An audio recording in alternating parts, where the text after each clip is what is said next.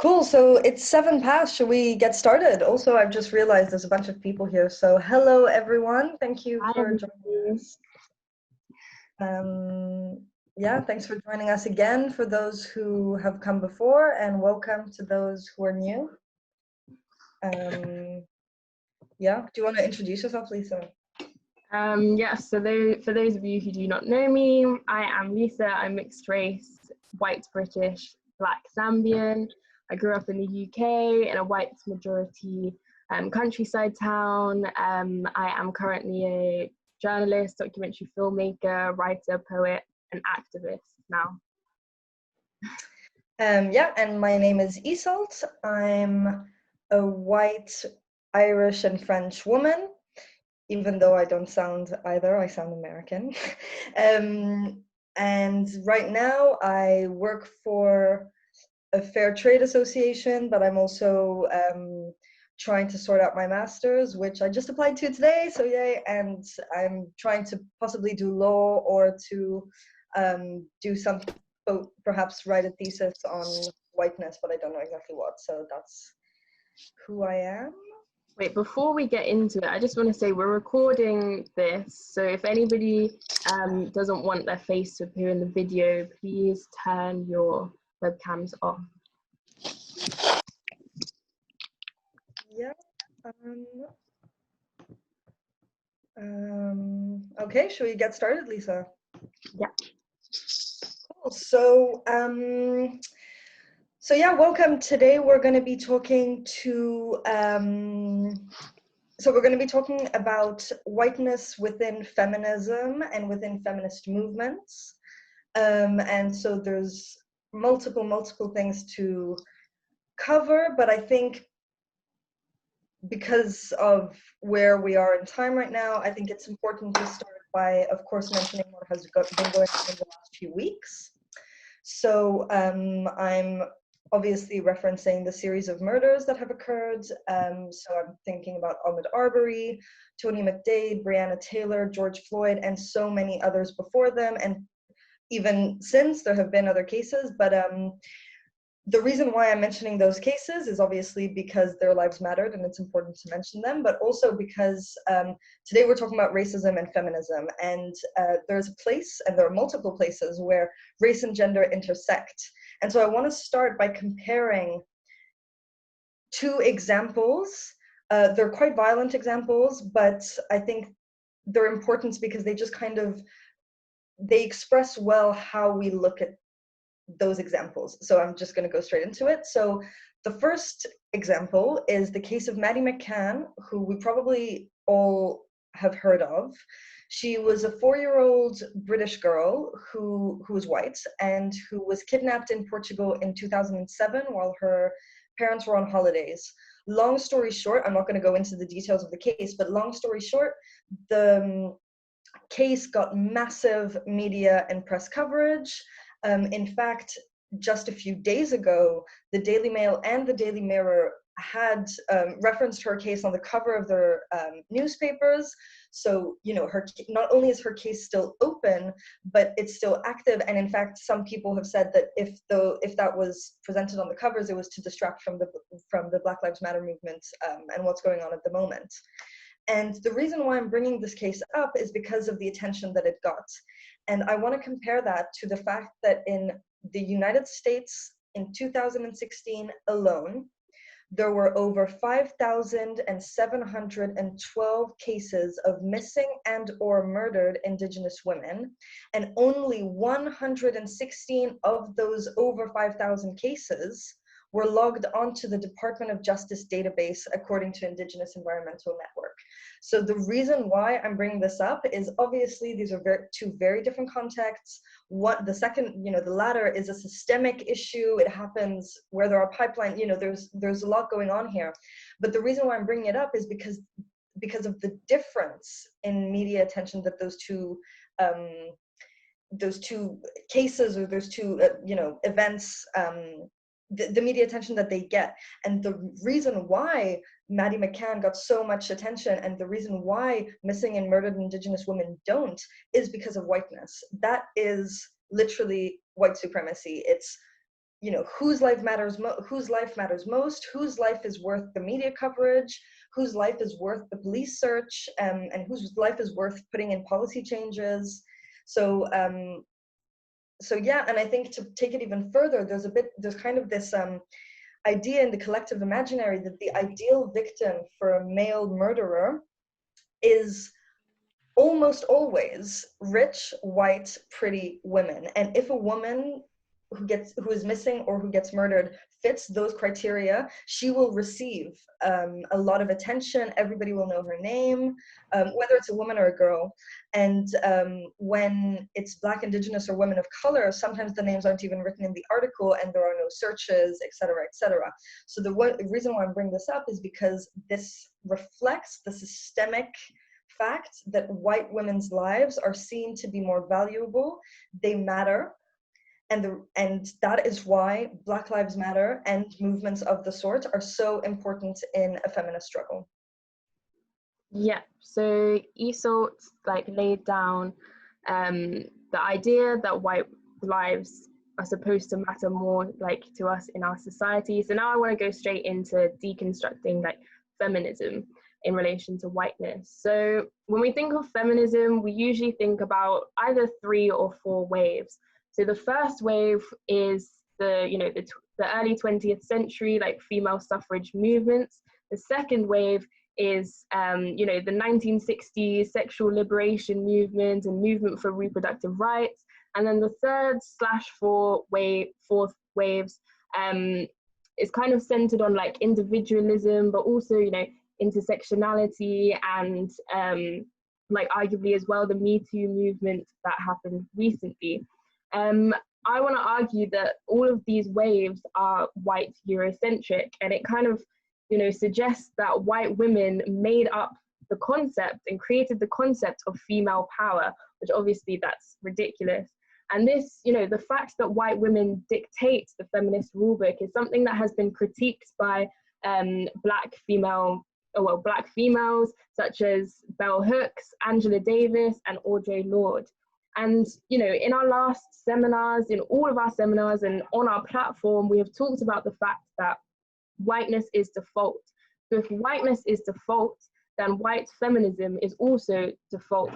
This means that Black, Brown, Indigenous women, their lives and their experiences get sidelined to the white feminist movement. Sidelined from the white feminist movement. And so, you know, we can even talk about today how we have like this wave of intersectionality. However, I would argue that in a lot of cases, this is presented as like token feminism. So it's white women, you know, still having the power, but like saying, okay, now I'm going to be inclusive here, instead of, you know, letting, you know, Black, Brown, Indigenous women speak and tell their experiences. It's almost as, you know, a lot of the time, white women are the ones that are just like, okay, here's, you know, I still have power, I'm going to let these people speak, almost in like a token type of way. So kind of to start off like the whole discussion about whiteness and feminism, I want to start off by deconstructing feminism in slavery and just female relations during slavery. So during slavery, Black women in some instances were thought of as, you know, like genderless machines. You know, they endured the same violent punishments that men endured, such as flogging, such as mutilations. You know, they worked in the fields alongside men. However, the point where their gender becomes apparent and becomes stark is in the fact that their white slave masters were frequently raping these Black women. And so, you know, rape was used as a tool for domination and control. And even when, you know, as a result of these rapes, or these women became pregnant, or became pregnant and had like a newborn, you would think that their femininity, their hold on like motherhood would be kind of a chance for them to feel like a womanhood. But however, instead of this happening, the women were forced to work in the fields whilst they were heavily pregnant and whilst they had just had a newborn baby, by like carrying them on their back. So basically, Black women were just completely like excluded from any kind of femininity, from any kind of like womanhood. You know, they were slaves, but they were also slave breeders. And because of this frequent rape, instead of an allyship between Black women and white women possessed a hatred towards Black women, because they believed that, you know, they were the ones, they were at fault here. They were the like deviant, like temptresses, making the white husbands, you know, fall under their spell, under their hex. And so white women like were jealous and had a hatred for these Black women. And obviously like the white men reinforced this story. And so here we can see like the creation of this depiction of Black women as hypersexualized beings. And this is an attitude that's still very much present in society today. Like I'm thinking of the recent Lana Del Rey post, where basically she writes a list of female artists, which I think all of them, but Ariana Grande is a Black woman.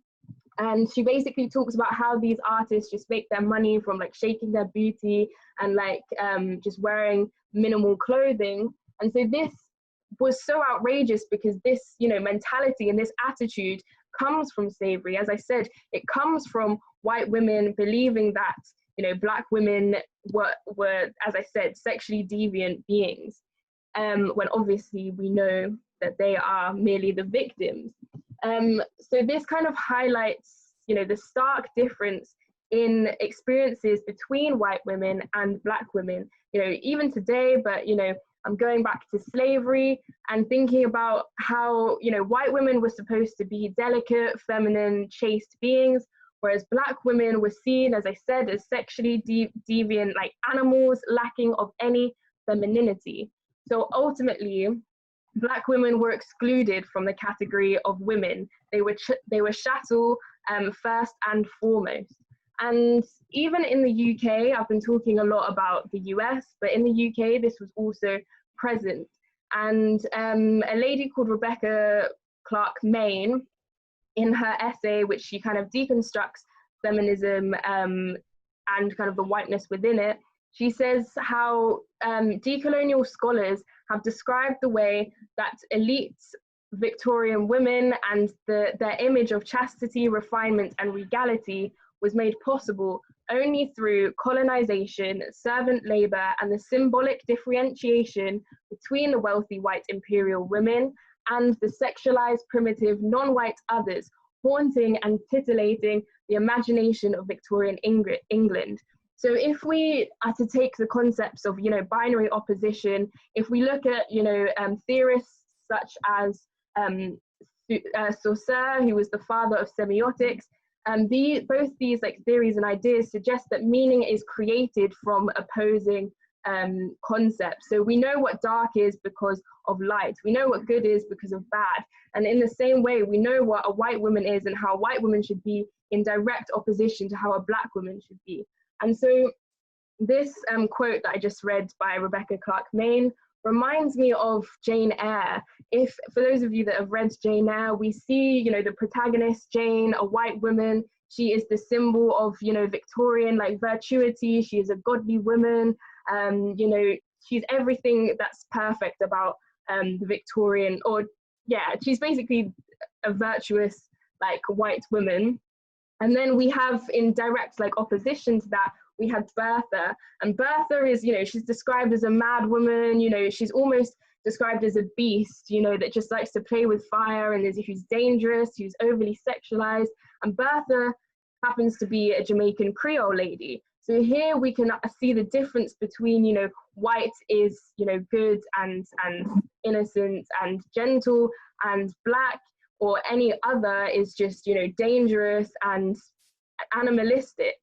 And so this leads me on to talking about, so yeah, this kind of exclusion of Black women from femininity leads me on to talking about Sojourner Truth.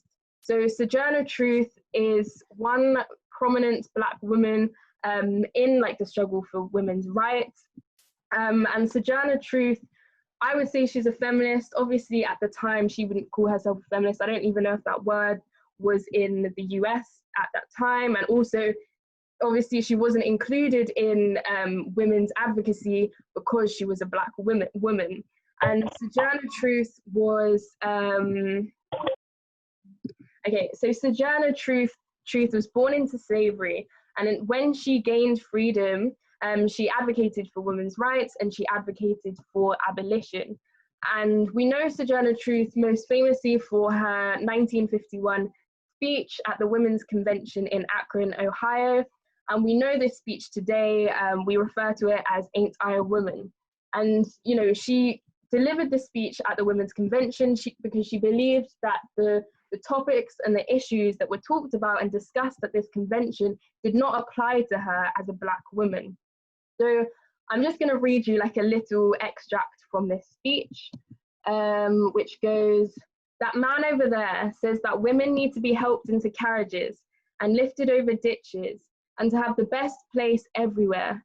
Nobody ever helps me into carriages or ever over mud puddles or gives me any best place. And ain't I a woman? Look at me, look at my arm. I have ploughed and planted and gathered into barns, and no man could heed me. And ain't I a woman?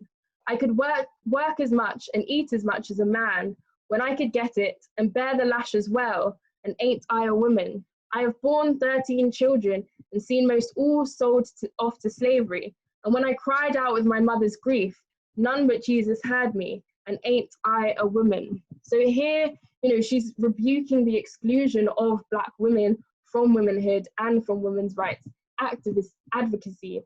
And it's interesting because here, you know, she talks about the work that she has done as a Black woman. You know, she is there, you know, ploughing the land. And this is in stark contrast to the white women's like movements at the time, which wanted, the white women wanted to work, whereas Black women had been forced to work for hundreds of years. Therefore, we need to acknowledge that there's a difference between, you know, getting freedom for white women and getting freedom for Black women. Obviously, we all know freedom is just having control and like autonomy of oneself, but it presents as different to the two different groups, and we need to acknowledge these differences and these difference of experiences.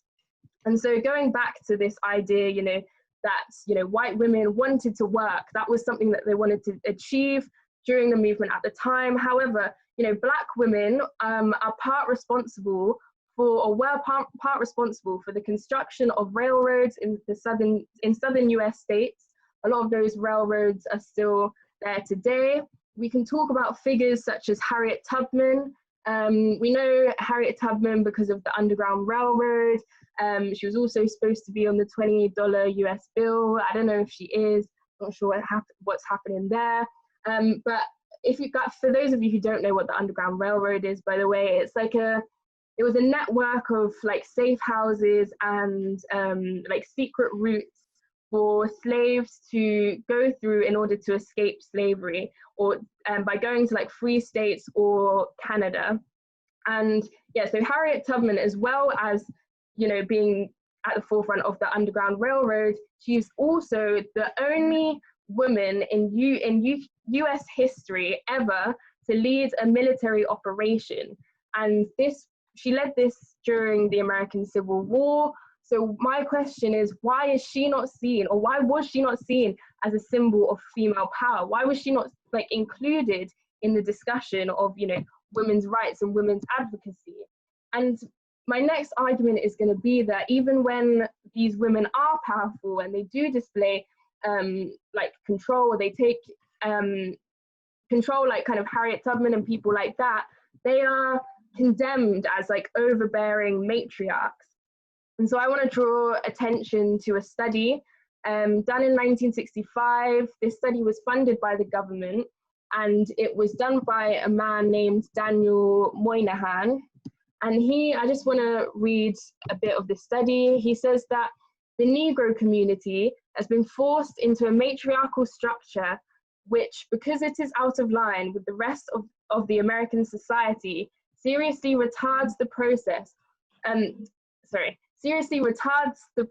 of the group as a whole, and imposes a crushing burden on the Negro male, and in consequence on a great many Negro women as well.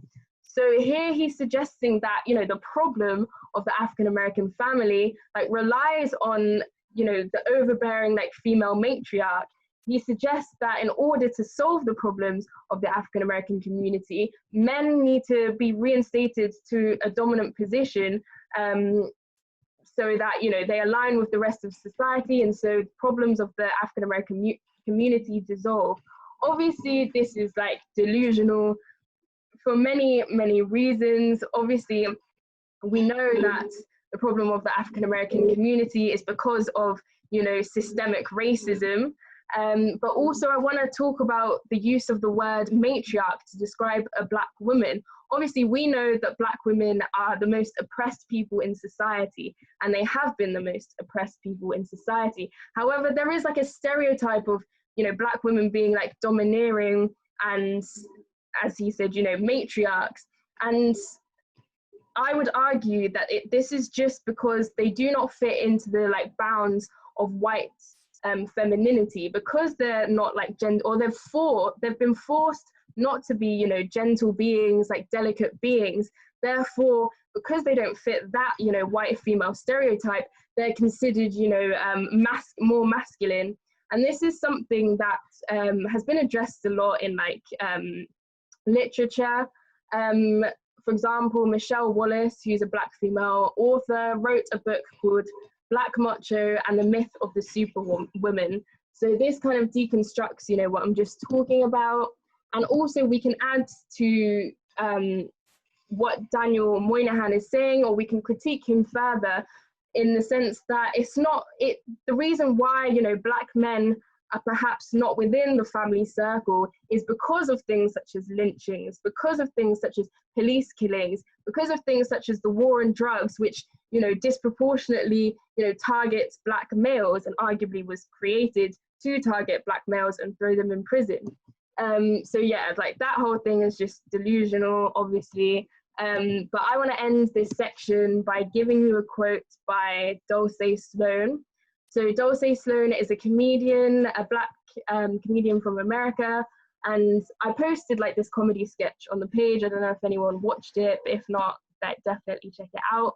But basically in the comedy sketch, she critiques, you know, white feminism, and she kind of exposes the difference in experience of white women and Black women. So she says, "I don't want to work, ever. I want to be a trophy wife. I want to kick people off my yacht because they brought me the wrong wine." Yeah.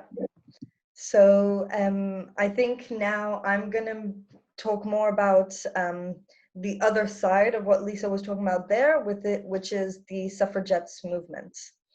And so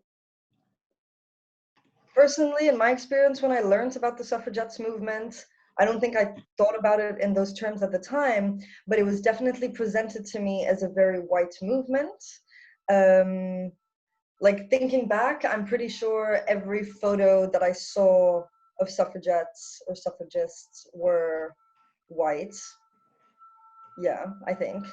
But so, you know, the most famous ones, so for example, Elizabeth Cady Stanton or Susan B. Anthony, they're white women. But the thing is, actually, suffragists were not at all only white women. And this is a part of this part is going to be focused on the US. And this is a part of US history that is completely forgotten. And this is a group of US history that is completely forgotten.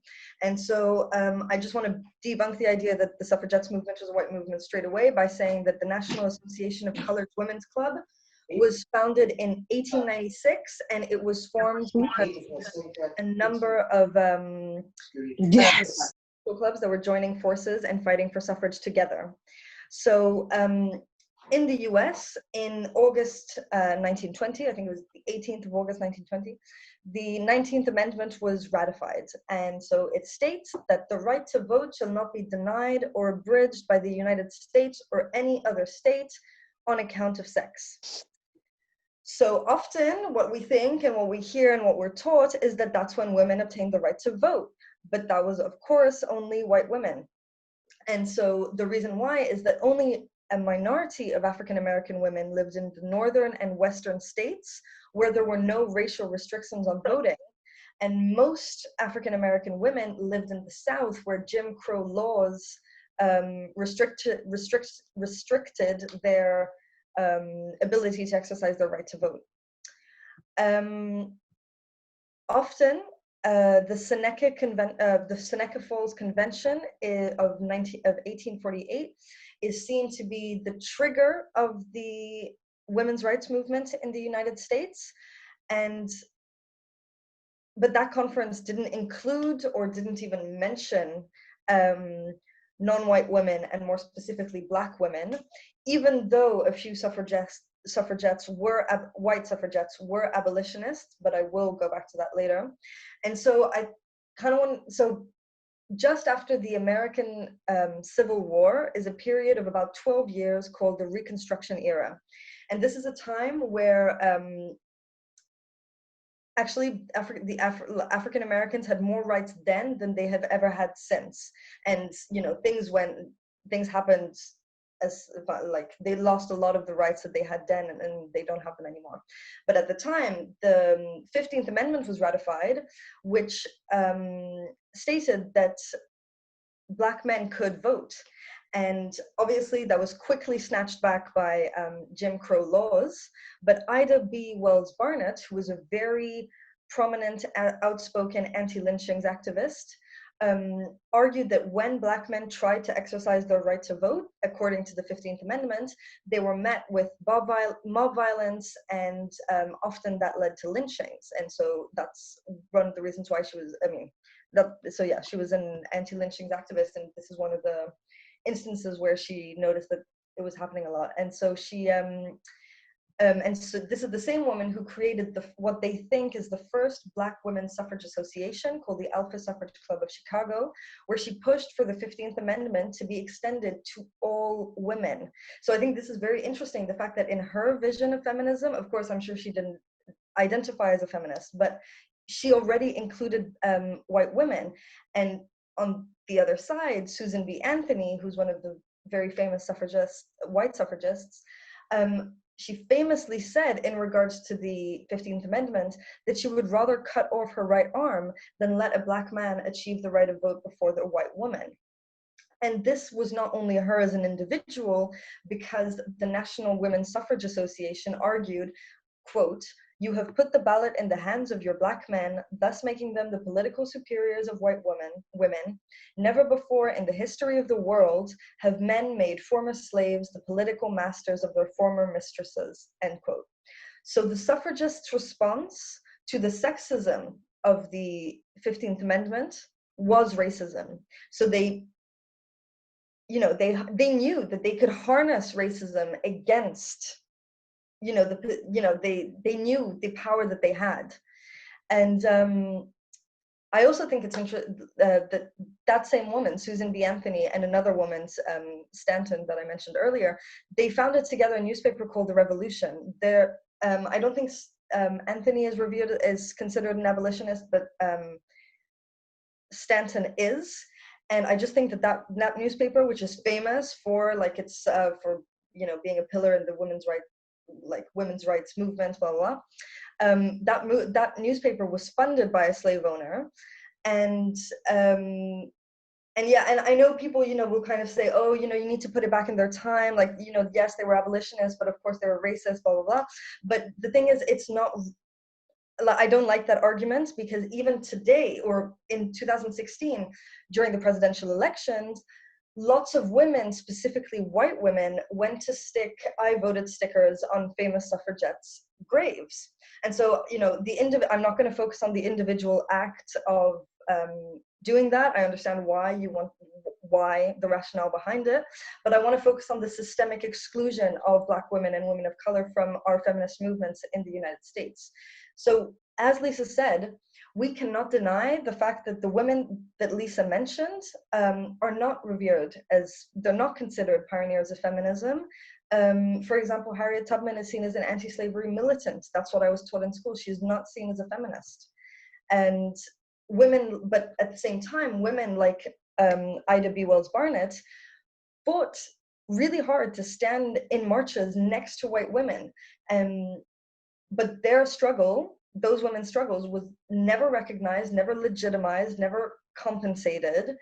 And white women earned out of their labor. So what I mean by that is, for example, white women earned the right of vote 50 years before Black and brown women through Black and brown women's labor. So the Black and brown women are systematically, their labor is systematically erased from history. And I think what's quite interesting is that from the get-go, they had a conception of feminism, even though it wasn't necessarily termed in those, with those words, they had a vision of feminism which was like initially intersectional. They could see the intersection of race and class and gender, whereas white women, white feminists, white suffragists only saw the issue from the lens of gender. And I'll go into more detail about this when I talk about modern white feminism. So this discourse, what I'm talking about has been going on for 500 years or something, and it's something that I've said before in our previous seminars, and I'm going to say it throughout this entire seminar. It relies on the idea that white people do things better, that white ways to do things are better. And this rationale was built a very long time ago, but it's still alive. And when women go out to stick "I voted" stickers on suffragettes' graves, that in itself is not really an issue, but it's what we're taught to remember from history. And so I'd like to kind of rectify something, which is that we're taught that the women's right to vote was achieved in 1920. It was not. It was achieved in 1965 with the Voting Rights Act.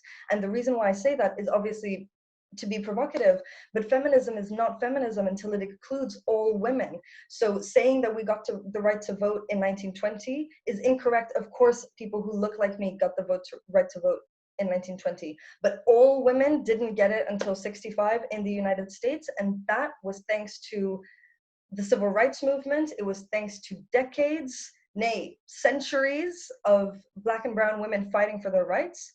And I also think it's important to mention that Black and brown women and Black and brown trans women have been at the forefront of these struggles. I'm thinking notably of, for example, Marsha P. Johnson, who is one of the leaders of the LGBTQ movement, and they're still systematically erased from history. And going back to the vote, this is literally still an issue in the sense that in the United States, women of color make up 50% of the prison population. And in many states, you cannot vote when you're in jail or when you're on parole. So this is literally still an issue. And also epistemologically, in our knowledge, in what we know and in what we remember and in what we erase and in what we forget, it's really important to talk about the history of these struggles. Yeah, so now I want to move on and talk about second wave feminism as we know it, which is, intertwined with, sexual liberation, the rise of reproductive rights, and, coinciding with, the rise of birth control.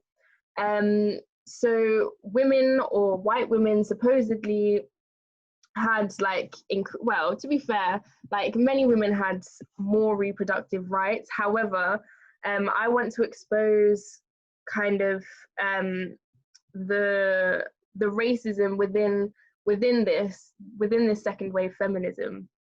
And so whilst white women were celebrating their newfound freedom, Black women were forcibly being sterilized by state-funded programs, and a lot of the time without their knowledge. So I want to start off by talking about a woman named Margaret Sanger. And Margaret Sanger is the founder of Planned Parenthood. And if you don't know what Planned Parenthood is, it's like America's forefront organization for reproductive health care. And Margaret Sanger actually encouraged this racist practice of involuntary sterilization. So Margaret Sanger was seen as a feminist, and I think today many people still see her as a feminist, which is highly problematic. But basically, she advocated for limiting the fertility of unfit women. And she and Dr. Clarence Gamble in 1938 launched the Negro Project to promote birth control amongst Southern African American women who were considered, careless breeders. And so, this was intertwined with like the eugenics movement as well, which was kind of gaining momentum at the time in the US.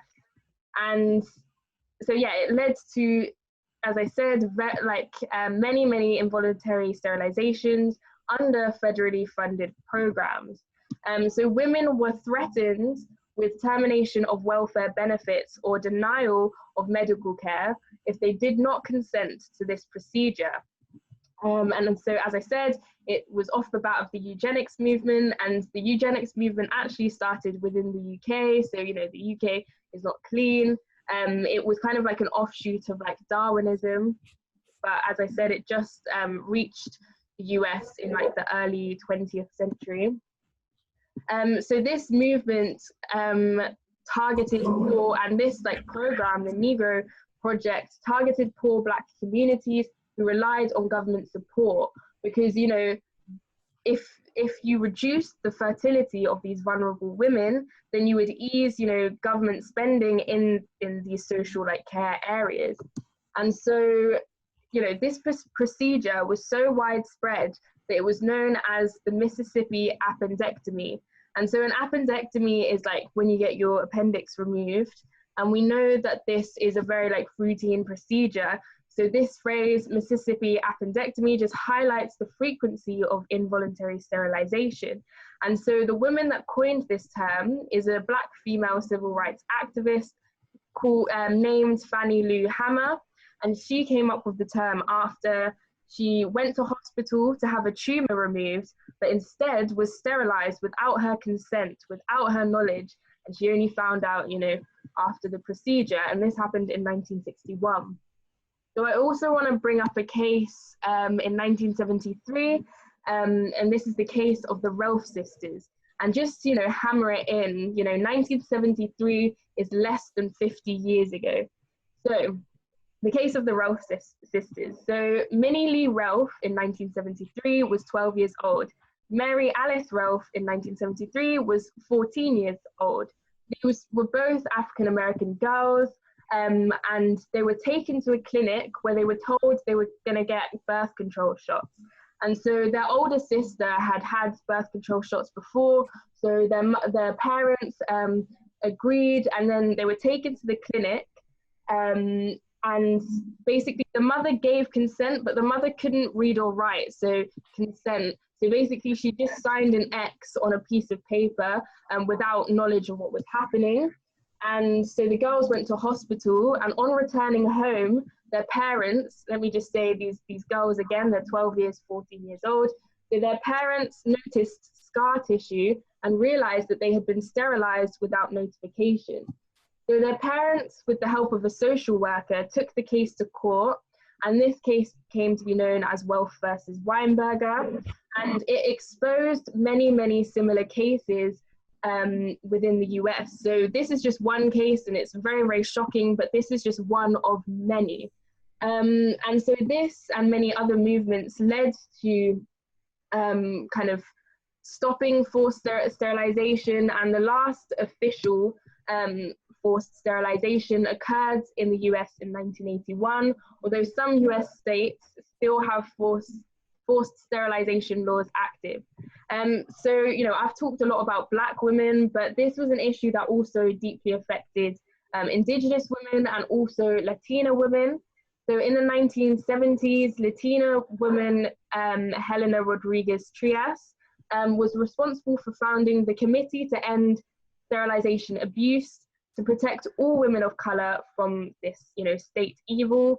And at the same time, an Indigenous organization known as Women of All Red Nations fought tirelessly against forced sterilization. Therefore, whilst white women were, feeling sexually liberated during the 1960s, Black and ethnic minority women were being coerced by the state.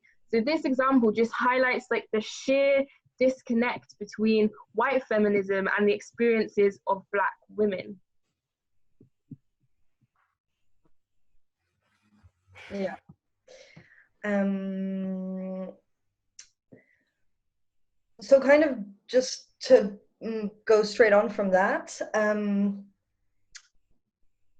womanhood is obviously, as Lisa clearly just pointed it out, womanhood is not one size fits all. Um, I know as a white woman that I will not be discriminated against within medical facilities based on my race. I know that I am not seen as having a higher threshold. I know that even though I may not always be taken seriously, I'm taken more seriously than black and brown women. And I know that I'm given a benefit of the doubt that they are not afforded.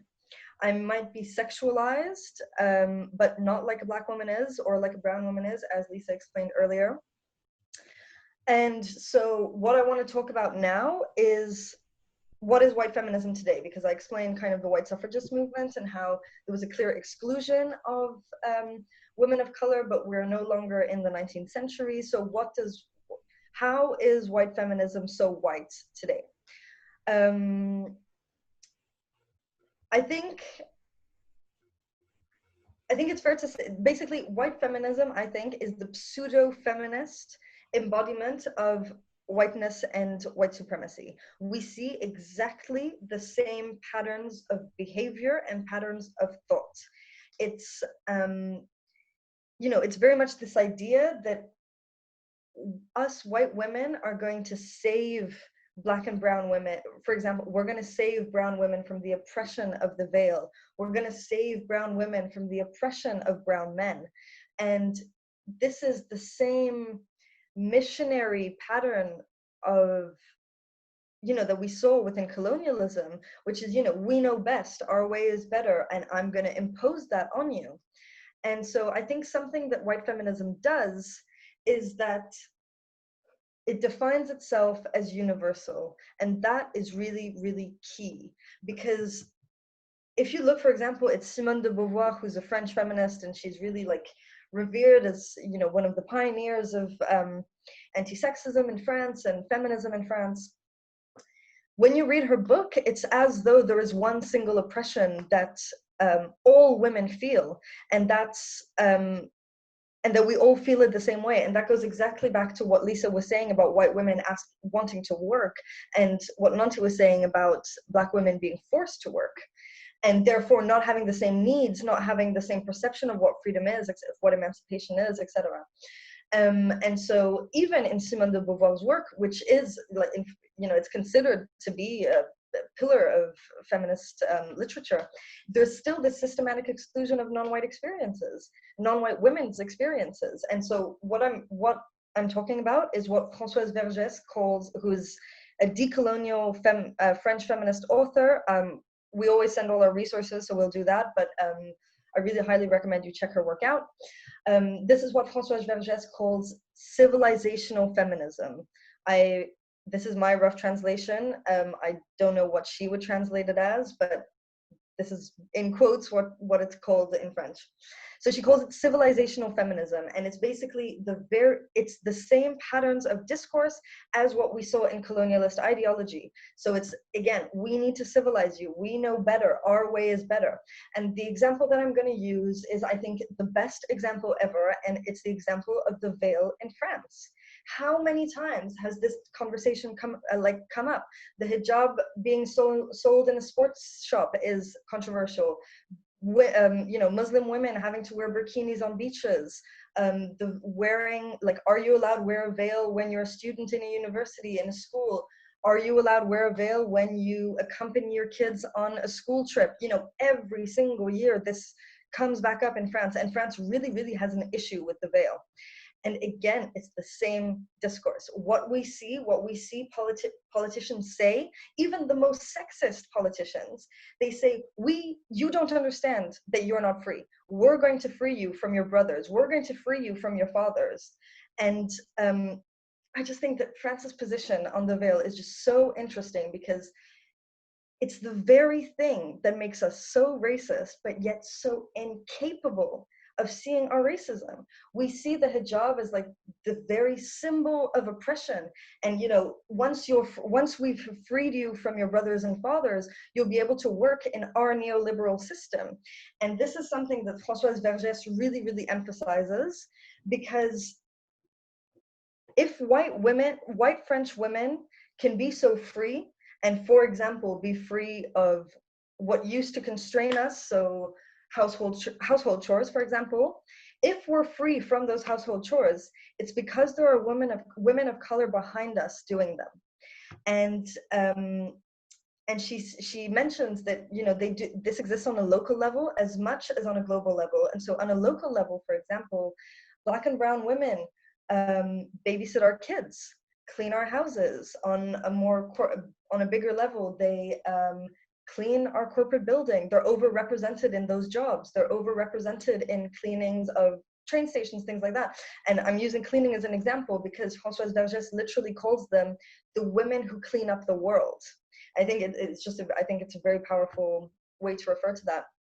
And then, so that was the local level, but it also exists on the global level, which is, for example, when you see women in Southeast Asia making feminist t-shirts, or like t-shirts with written, like, I don't know, girl power, or I don't know, maybe a pink fist or something, I don't know. And women in the global South making those feminist t-shirts, if we're free and we can wear those t-shirts, it comes at the cost of someone else's freedom. And so, yeah, I highly recommend checking out Françoise Vergès's work.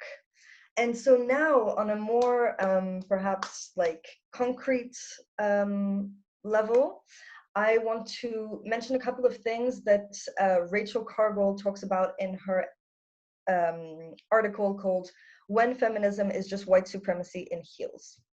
And so often when the stuff that I just brought up there, when that is brought up, when white women are asked to include all women in their feminism, we tend to feel attacked. And this is the textbook definition of white fragility, which is basically, if you don't know, it's a reaction that often white people have, which is to deny and deflect and try to prove that they're not racist. It's defensive reaction when we're called out or called in when somebody says, oh, maybe you should rethink this or whatever. It's when, oh, I'm absolutely not racist. It's that reaction. So Rachel Cargle basically goes through a number of patterns of behavior that white women exert, which kind of embody the toxicity of white feminism. And so I think the first one is to center the conversation onto your feelings. And so, for example, when somebody calls you out or says, oh, Isolt, I think maybe you're not thinking of poor women who are cleaning ladies, for example. And I'm just like, oh, it's kind of being called out or being called in, and then seeing like it's the worst thing that can happen to you. Basically, it's centering back on the conversation onto white feelings rather than black lives, black and brown lives, is basically the global thing that's going on there. I think another thing that we tend to do is tone policing. And so it's kind of, you sound too aggressive when you say that, or you could say that nicer. And what is going on there is that we're catering to white fragility, but also asking people to cater to our white fragility. And we can't decide for other people how they manifest their anger for an issue that we don't understand.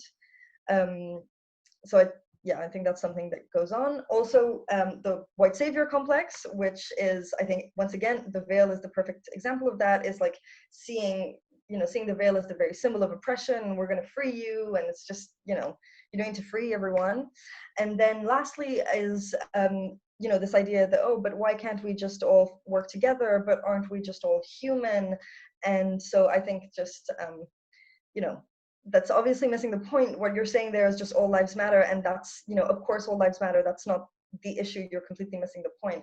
And then I think the last one, which I'd really like to focus on, because I think it's, I just think it's very, very real, which is colorblindness in feminism. And so an argument that we hear over and over is, oh, but I can't be racist, my husband is black, or my kids are mixed race. But the thing is, that's exactly the same as a man saying that he's not racist because he's married to a woman or because he has a daughter. We know that that's not real, that that's not true. It's not because you're married to a woman that you don't beat her. But yet we say that. Like I've heard that said many times, and it absolutely needs to stop, because we are absolutely not exempt from racism. And so I'd like to share something with my white women counterparts, which is a post that Florence Given made recently, where basically she talks about women's need, or how women are taught that they need to be desirable.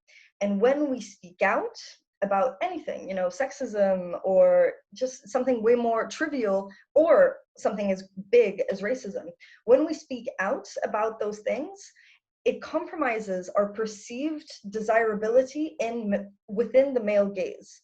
And so the classic scenario is, for example, you know, you're a white woman, you're dating a white guy, and you're talking about what's been going on in the last 2 weeks, and the white guy your boyfriend gets really defensive. And so what Florence Given argues is that, yes, when that happens, white women tend to feel stuck in the face of the threat of no longer being desirable. And that is a phenomenon that is caused by, you know, a very, you know, we're force-fed internalized sexism. However, us white women, we need to give that up. We need to speak up. It doesn't really matter what that boyfriend thinks of you, if he thinks you're hysterical or if he thinks you're annoying, because again, it's centering. Our feelings are not the priority. The priority is the Black and brown lives that are being lost. And I think to kind of counter that on a more kind of encouraging note, I'm sorry, I'm going to center on white women again, but I think we're in a useful position. I'm kind of careful of using that word, but we're sort of in a useful position, because we're to some extent oppressed oppressors. What I mean by that is that I have been in multiple situations when I'm talking with cis males about sexist and or sexual violences that women suffer from, and I've been in situations where they haven't listened, and I've been in situations where they've spoken over me, where they've gotten defensive, where they have said things like not all men, or at worst where they've tried to explain to me my experience of such and such thing. And when that happens, I can see just how much they don't understand. And I can use that understanding of how little they understand to understand how little I understand about race. Do you see what I mean? Like, I think in that sense, I think white women, we're in a very privileged, I don't know if that's the right word, but we're in a useful position. I can use the anger that I feel when I'm gaslighted that way in my own personal anti-racist fight with myself. I can identify male fragility when I call it out, and I can use that to identify my white fragility when it comes to race. And so what I want to end on is that we, in our anti-racism, sorry, this is only for white women, I don't know what to say to white men, but in our anti-racism, we need to do the work that we expect from men to do for feminism. Yes, amen. Now I'm going to move on to talk about the whiteness within the Me Too movement. So I'm sure we all know about the Me Too movement, and we connect it, you know, with Harvey Weinstein and a lot of high-profile women coming out against him, against like sexual abuse that they have experienced at the hands of him. And yes, we can say that the Me Too movement is a powerful movement in the sense that women who were previously silenced were able, you know, to speak out, and also, you know, it led to Harvey Weinstein being incarcerated. So it is a powerful movement in that sense. However, my question is, why are white women at the forefront of this when minority women are more likely to be victims of sexual harassment? So I'm going to start off with a big plot twist, or I thought it was surprising when I found it out. But the Me Too movement was actually started by a Black woman named Tarana Burke in 2006. So we just know it because it was popularized around 2017 with, the Harvey Weinstein accusations. But yeah, in 2017, it was a white woman named Alyssa Milano who popularized it. And she once said, "I'm trans, I'm a person of color, I'm an immigrant, I'm a lesbian, I'm a gay man, I'm the disabled." So to give you context, she is none of these things. And it just, highlights her insensitivity. And when, critiqued on her, like saying this, I think she said it in a tweet, she responded with something like, "Oh, I was just quoting like the great Rumi who said that we are what we love." But, as I said, this just highlights her insensitivity, and it highlights like the whitewashed aspect of the Me Too movement. So, Black queer activist Charlene Carruthers commented on the whiteness of Me Too and said, "If wealthy, highly visible women in news and entertainment are sexually harassed, assaulted, and raped, what do we think is happening to women in retail, food service, and domestic work?" Obviously, we know that these are areas where Black women are in high numbers. And as I said, like previously, Black women are most likely to be assaulted, but they are actually less likely to be believed in rape cases. This means as a Black woman, you're probably less likely to even go and report something, and you're more likely to sweep it under the rug because, maybe you've done so in the past, you've gone and reported it, but you're not believed. And obviously, white women a lot of the time aren't believed, but I'm just saying like Black women more often than white women are not believed. And this kind of relates to, Black female stoicism. This is something that's internalized, but it's also something that is expected of Black women, the keep calm, carry on attitude. You could be weighed down with so many burdens, but you need to keep going. It also kind of relates to, this pain threshold myth. This is something that we talked about in the COVID seminar, the fact that people believe that Black people have a higher pain threshold. Again, this is something internalized by Black people themselves. So, but also like adding to this, it also, we can also talk about how women or Black women are less likely to report the crime, or less likely to be believed. And we can relate this back to slavery. Earlier I was talking about how when Black women were raped, like frequently raped during slavery, white women with their white husbands would gang together and say that, it was the Black woman's fault. She was the temptress, like she was like the sexually deviant one. And so, the Black woman was never a victim. She was always the perpetrator. So this means that, this idea kind of arguably has flooded into our conscious today, or our subconscious today, to still, see Black women as, the wrong ones in these cases. And so, and even, during slavery, when rape was considered a crime, this did not apply to Black women. And I just want to add the kind of pretense that we have of like white female victim with Black male rapist. This is like a pretense which, plagued the Reconstruction era, and it was, the primary catalyst for many of the lynchings that happened around that time. And this pretense largely like ignores Black women as being victims. They're largely it largely like negates and takes the spotlight away from Black women as victims. And so obviously as well, it demonizes Black men.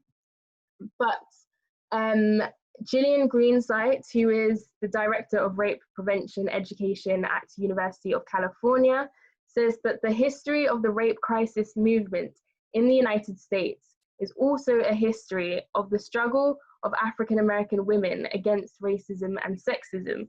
And so here she's kind of talking about the fact that Black women are largely left out of campaigns such as like Me Too. However, they are actually responsible for, passing a lot of, or helping to pass like, sexual harassment legislation.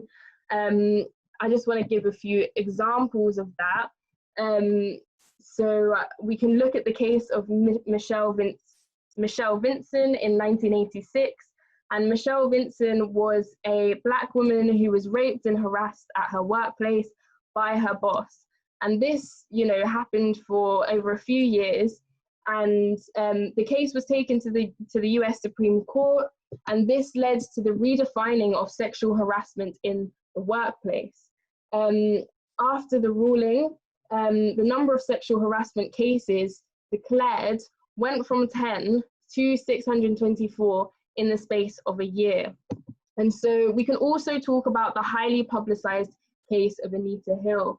So Anita Hill in 1991 accused Clarence Thomas, Clarence Thomas is a judge on the Supreme Court now. However, at the time, he had just been nominated for a position at the Supreme Court, and Anita Hill accused him of sexually harassing her in the workplace. So she had worked for him for a little while, and basically because of the high profile case, the fact that this guy was about to appear on the Supreme Court, this story just flooded the public domain, and many people critiqued the credibility of Anita Hill's claims, and they attacked her and criticized her coming out with such a story.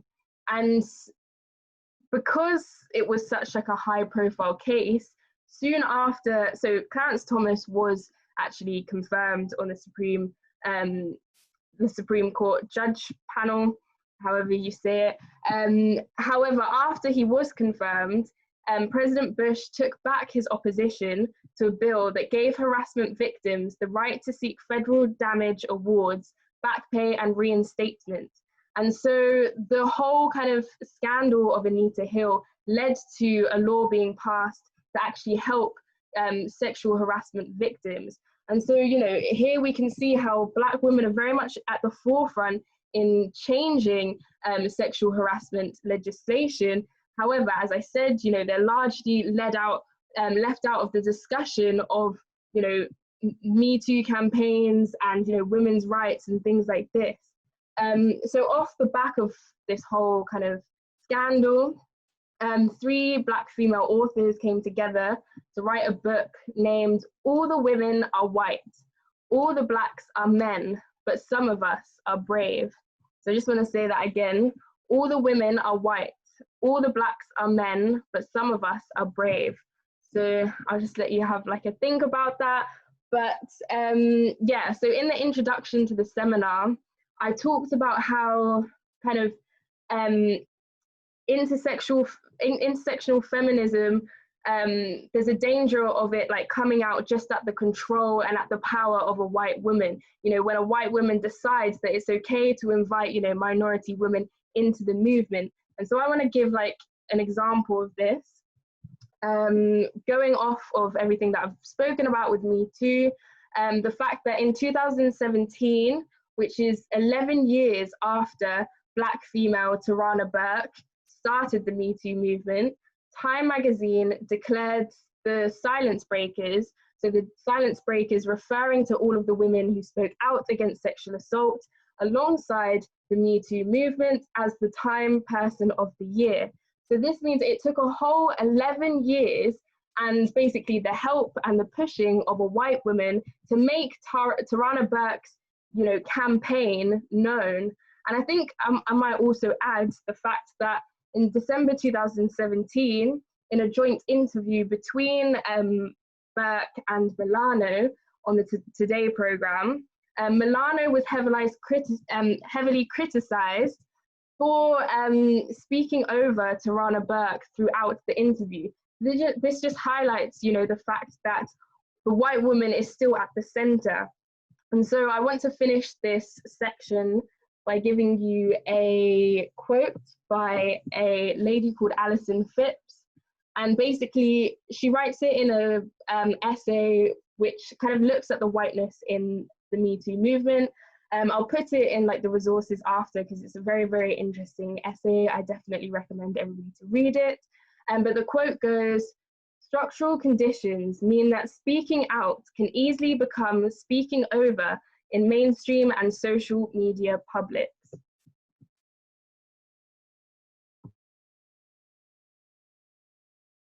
I always forget to turn on my microphone.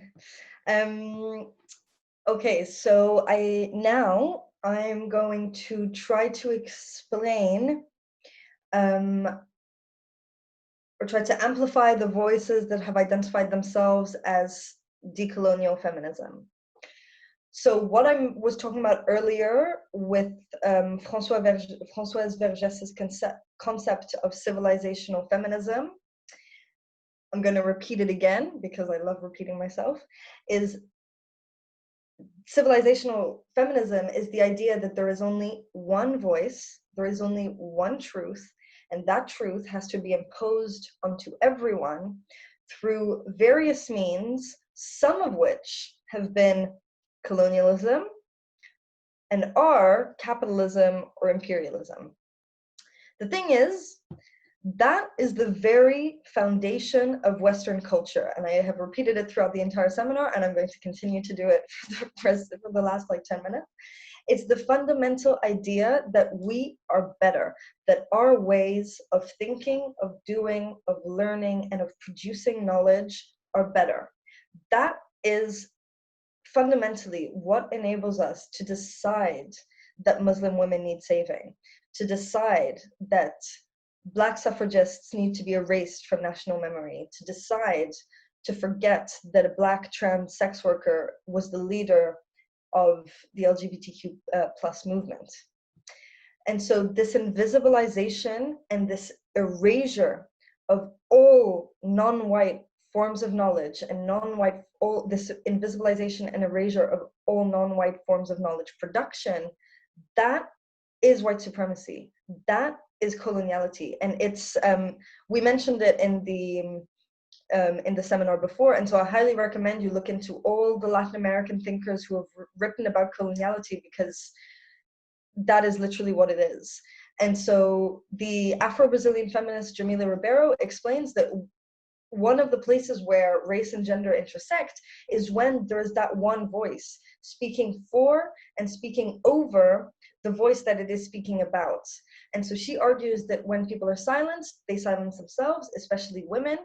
They shrink themselves, they try not to take up space. I think, possibly one of the reasons is if you never see yourself represented in a space, and if you're systematically shown that you're not welcome in a space, you're going to do that. And so we see a lot of Black and brown art, feminist art, calling for Black and brown women to take up space, to speak loudly, so I think that's really cool. But other than that, there is a vicious circle going on where people are silenced and they silence themselves. And so Ribeiro argues that we really need to be given the tools to unlearn this white supremacy and to heal from it.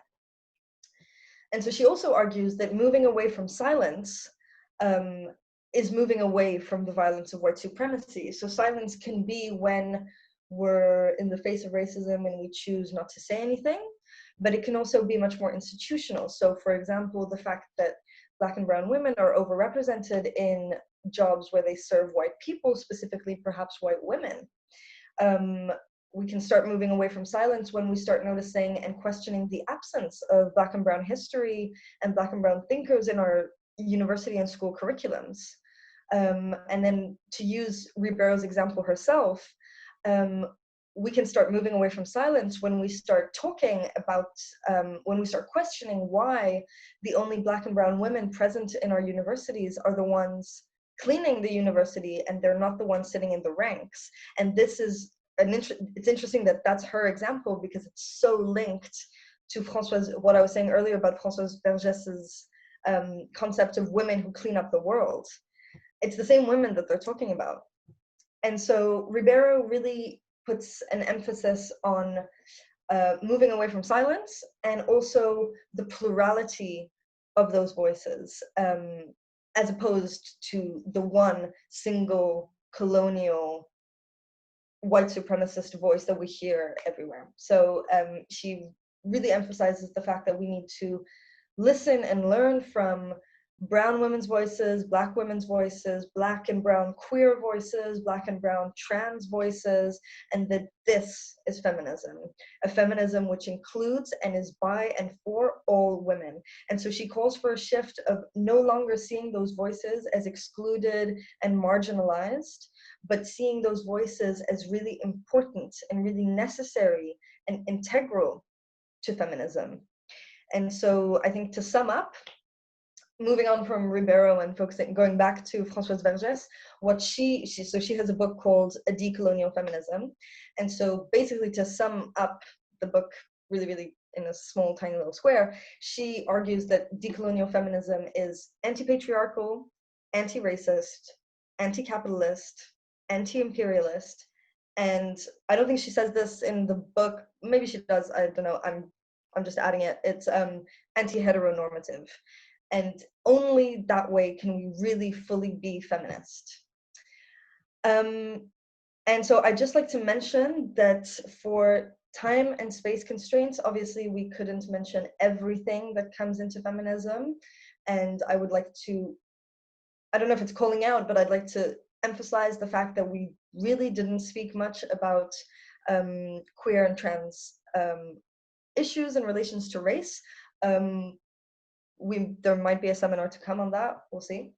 But I do want to highlight the importance of Black trans lives, brown trans lives, and to remind ourselves that these issues are real. And this week, 2 women were killed, one of which was called Remy Fells, and I'm sorry, I thought I wrote it down, but I forgot the name of the I didn't write down the name of the second woman, but I can look it up and mention it.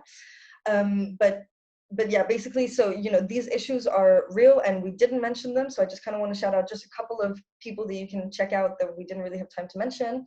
I recommend you check out Monroe Bergdorf's work. She is a Black trans activist online. She does many things. You can check out her interviews if you prefer like visual content. She has loads and loads.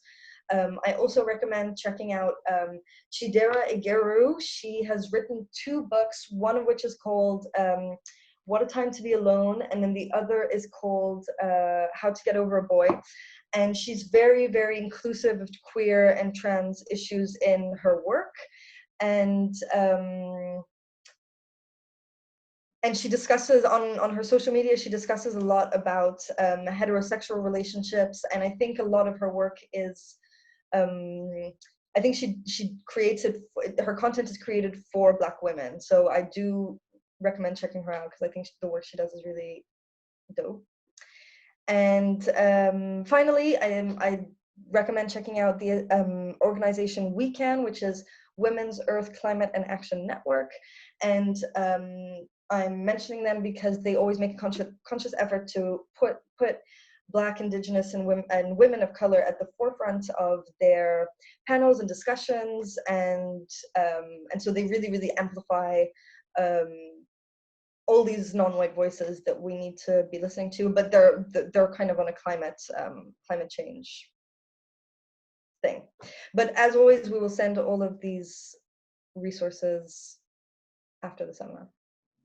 Yeah, and just to conclude, so obviously throughout this seminar we've talked about the whiteness within feminism.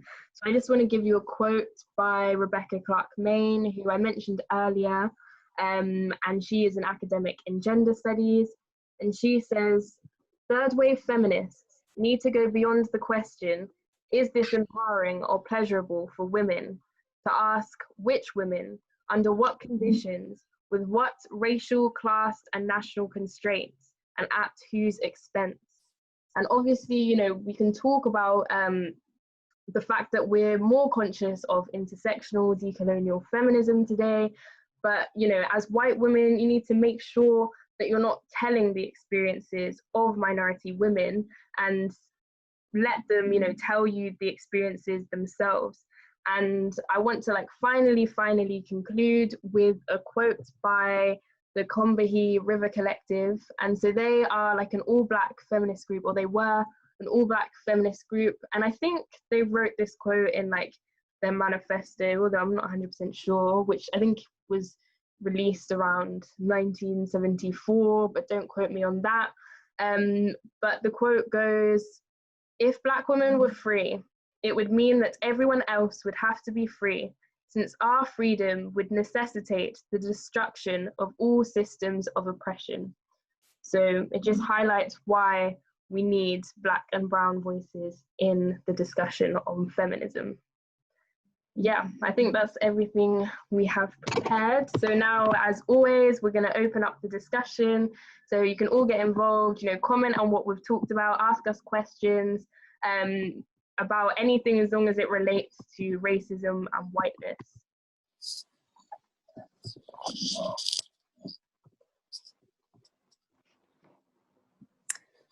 So I guess I'll start. Yes, Hi. Chelsea. You know me, I like to start. Hi, everyone. I'm Chelsea. I'm Lisa and Isolt's former flatmate in France. I'm from Kenya. I'm also a human rights graduate at UCL currently. And I just got back from the Black Lives Matter protest at Hyde Park today in London. Which was very informative. I really enjoyed it. I'd like to talk about Black pain and the Black women being misdiagnosed around the world. So I've actually recently decided to change my dissertation topic to be on Black pain, based off of like my own experiences of just having a terrible period and being told by many white doctors that I just don't understand what's wrong. And then also just the fact that I've been told all my life that I am supposed to deal with and find a way to withstand my pain, because pain is just an inevitable consequence of being a woman. And as I, went into academia and started doing like feminist classes and also like my own specific interest in intersectionality, because I have intersecting identities. To give you a bit of context, I grew up moving around globally, like mainly in Asia and Africa because of my dad's job. So we would move every 3 years, countries including Kenya, Singapore, South Africa, India, England, Scotland, France. And I feel like I have a multicultural experience with healthcare, and I feel like this multicultural experience has given me the perspective in which I am able to say personally that my pain is not considered or is not taken seriously unless I am like physically throwing up, or there is some sort of visual representation for everyone else that I am in fact in pain. And so I just like to like throw out a few, this is like a dissertation topic that like, I've just decided recently and I want to look into more, and I haven't gone into all of like the data and the statistics myself, but I'd like to like just bring out like some maybe conversation topics that we can go off of that. Well, for one, Black women are the most misdiagnosed group around the world globally, but in healthcare facilities. And I'd like to use a specific example of Brazil. So Brazil, in private hospitals, I'm middle class or upper middle class, like your girl's bougie. You can only have certain experiences by being privileged to a certain extent. So this particular example is to do with Brazil private hospitals. So basically in Brazil, women who go to private hospitals and are pregnant, we find that there's a trend of doctors advising women to have C-sections. And the motivation behind this is because it's one, more convenient for everyone concerned, because then you can make a date and a time, and a C-section takes only a certain amount of time to do. And what you'll find is that, and C-sections will make private doctors more money as well. instead of waiting around for a natural birth. So you're finding that a lot of doctors in Brazil are encouraging women to have C-sections, or to, after a certain amount of time of labor, they're advising them that the C-section is the best way to go about, their pregnancy, and that if they continue natural birth, then they'll result in complications, to the point of which 70% of births in private hospitals in Brazil are delivered via C-section, which is in direct comparison to 30% of births which are delivered by C-section in public hospitals in Brazil. And to contextualize it, in the UK, for example, we have 26.5% of births on average, which are happening by C-section. I think that this is important for women of color and Black women, because Brazil is a extremely multicultural country. And I feel like Brazil is also like a really great example for things that, it's a good microcosm, I think, of just the global issues that we're facing, of Black people, Black women, in one country and one society, and all of these things like kind of being displayed. Yeah, I think what you said is like really interesting, and I just want to add to that. So I didn't include this in the presentation that we gave, but it kind of relates to, earlier I was talking about forced sterilizations, and I said how in the US, like the last official case was, I think, 1981. However, 2 years ago, a story came out, well, actually, I think maybe 2 to 4 years ago, don't quote me, but yeah, somewhere within that range, a story came out that women, Indigenous women in Canada, were kind of, basically they took their cases to court and they accused hospitals of carrying out like forced sterilizations. And this was up to, I think that the most recent case was 2010. And basically the way they did it, so it wasn't so like, I guess, direct, if you want to use that word, as, the examples I gave earlier, but it was more like, when women were in hospital for pregnancy, the doctors, in that vulnerable stage will say to them, and pressurize them, oh, you should have this will like help you in this way. And so there was a big like, there was many women in Canada, as I said, Indigenous women, who came out and said, yeah, like doctors said this to me, but now I look back and I didn't actually want that. It was just they kind of had this dominant like presence there. So this thing still like goes on today. Like as you said, it kind of directly relates to what you're saying, Chelsea.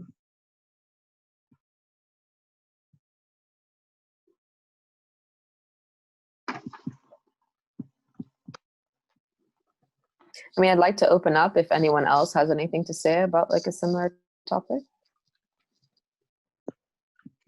Hi everyone. I'm sorry I'm late. But the other day I was looking at like the Instagram stories of like these she's like a YouTuber influencer, like an American Black woman that came to Italy. She studied in Italy for her like degree, and now she works here.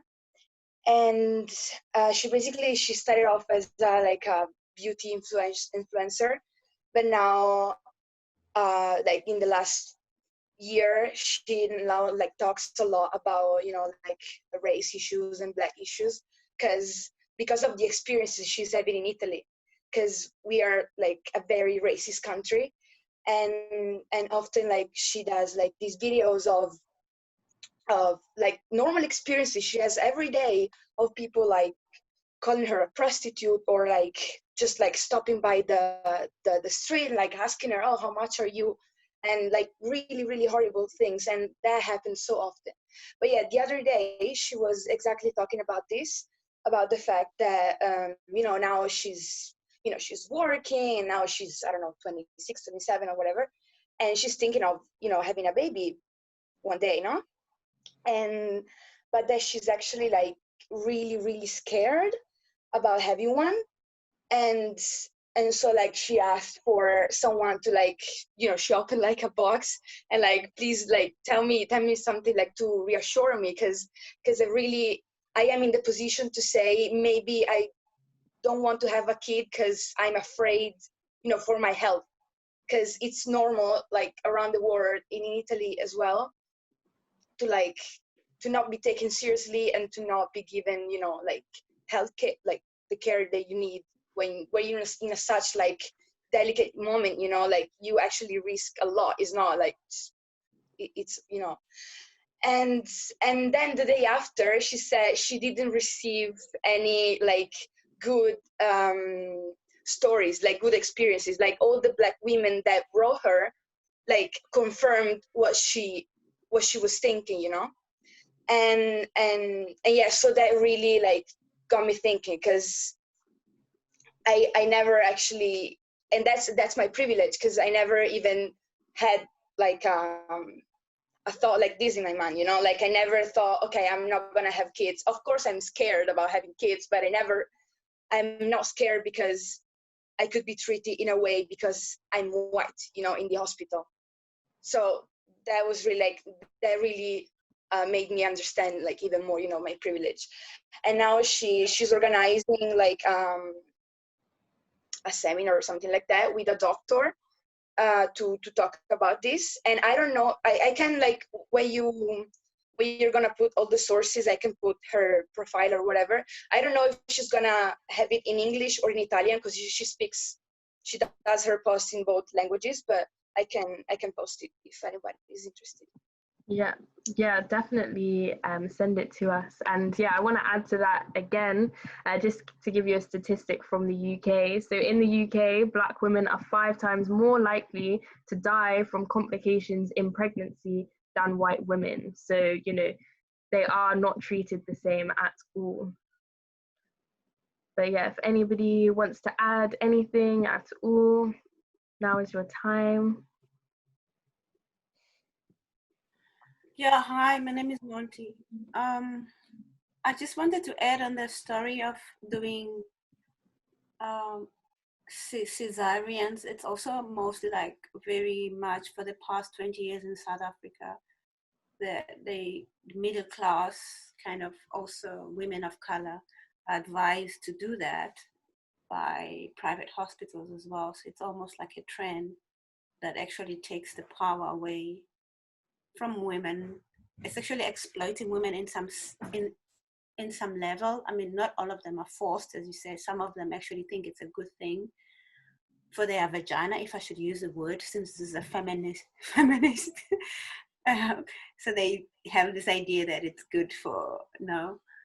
But in some level, not realizing that it's also a form of capitalism and exploitation.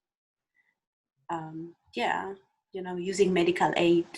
We have what we call medical aid, medical insurance in South Africa, and actually taking it away from them rather than helping them to save it for proper needed cause for it.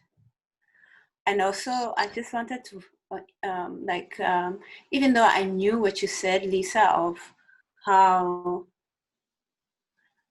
the white feminist movement, for them to be able to go out there and do things, I've never really heard it said that way. Like for them to be able to go out there and achieve the goals that they are setting for themselves, because we don't get included as women of color, is that the women of color are actually there taking up the roles that they are leaving behind, raising their children and being in their homes. And being from South Africa, that's what most of my grandmothers did. You know, they worked in white women's houses and they raised white children while they left their children in the villages with their grandparents. And I think, like, I've never heard it in a way that you said it, and it made me realize that the past year I've been really doing a deep of therapy, which is called process work. And one of the things that I've come to realize is I'm always feeling tired, and realizing that it comes from generational trauma of coming from women who are just tired, women who were just forced to work all the time and being born from that energy of just being tired, and that being translated to you're lazy, you know, when your body doesn't do what your mind wants. And this is always attached to us as people of color, that we are lazy. And it was such a revelation for me to realize that, wow, we actually build countries. You know, we there were generations and generations that we didn't even get paid for that, and we still haven't got the right reparations for that. So how can you say we are lazy? So for me to actually come to understanding my body, how it works and how it holds cellular information, and why my body functions the way it functions, why do I always just feel tired? It's the generational trauma. All my grandmothers and grandfathers have worked so hard without being given anything or acknowledged or having time to rest. And yeah, so for me to realize that, it was just so healing and so empowering, and also just bringing respect to my ancestors, and also realizing that resting for people of color is part of reparations. We should allow ourselves to rest and don't give in to this idea of people of color, especially Black people, are just lazy. We are not lazy at all. We are just we've been exploited for many hundred years. I'd even say resting is resistance. True. I agree. But thank you for sharing that. I think that was very powerful. I see in the comments that people are thanking you for sharing that. No, that was really powerful. I think that I think that what this pandemic and then the Black Lives Matter movement has done for me personally has reminded me that as a privileged Kenyan woman, that there is time, that I don't have to rush and I don't have to do everything now. And I think that's part of this whole like mentality of resting is resistance, and the fact that the bricks have been laid by many of us for years, and our simple existence, the fact that we are here today and we are still going and we are still fighting the fight, this is our victory, I feel, as Black women. I think that a lot of discourse during this time has been individual people reflecting and asking, am I doing enough? And I feel as a Black woman, my existence is enough.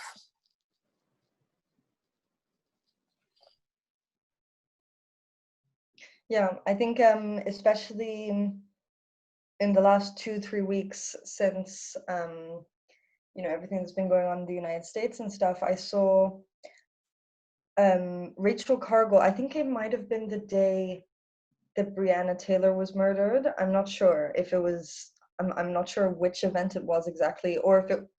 I think it must have been Breonna Taylor, and she wrote this article about, or maybe it was just a post, but she was writing about how she had loads of things planned for that day, and she was just like, listen, no, I'm going to, like, I deserve to take the day off. And not only because resistance, not only is existence resistance for Black people in America, but also, you know, more broadly for people of color, but also because resting is resistance. And also she was just like, I'm grieving. And people, you know, I don't think us white people, we don't understand that grief. We don't understand it. We can't. And so I think that really there's in whiteness, we tend to really underestimate, I don't know exactly where I'm going with this, but like we kind of tend to underestimate not only the, you know, the grief that all of this weight causes, but also the resistance that giving yourself that time to grieve and to heal, like we don't realize exactly to what extent that is resistance. And to be honest, I think it's really inspiring and really beautiful, but also it's something, you know, yeah, that's all.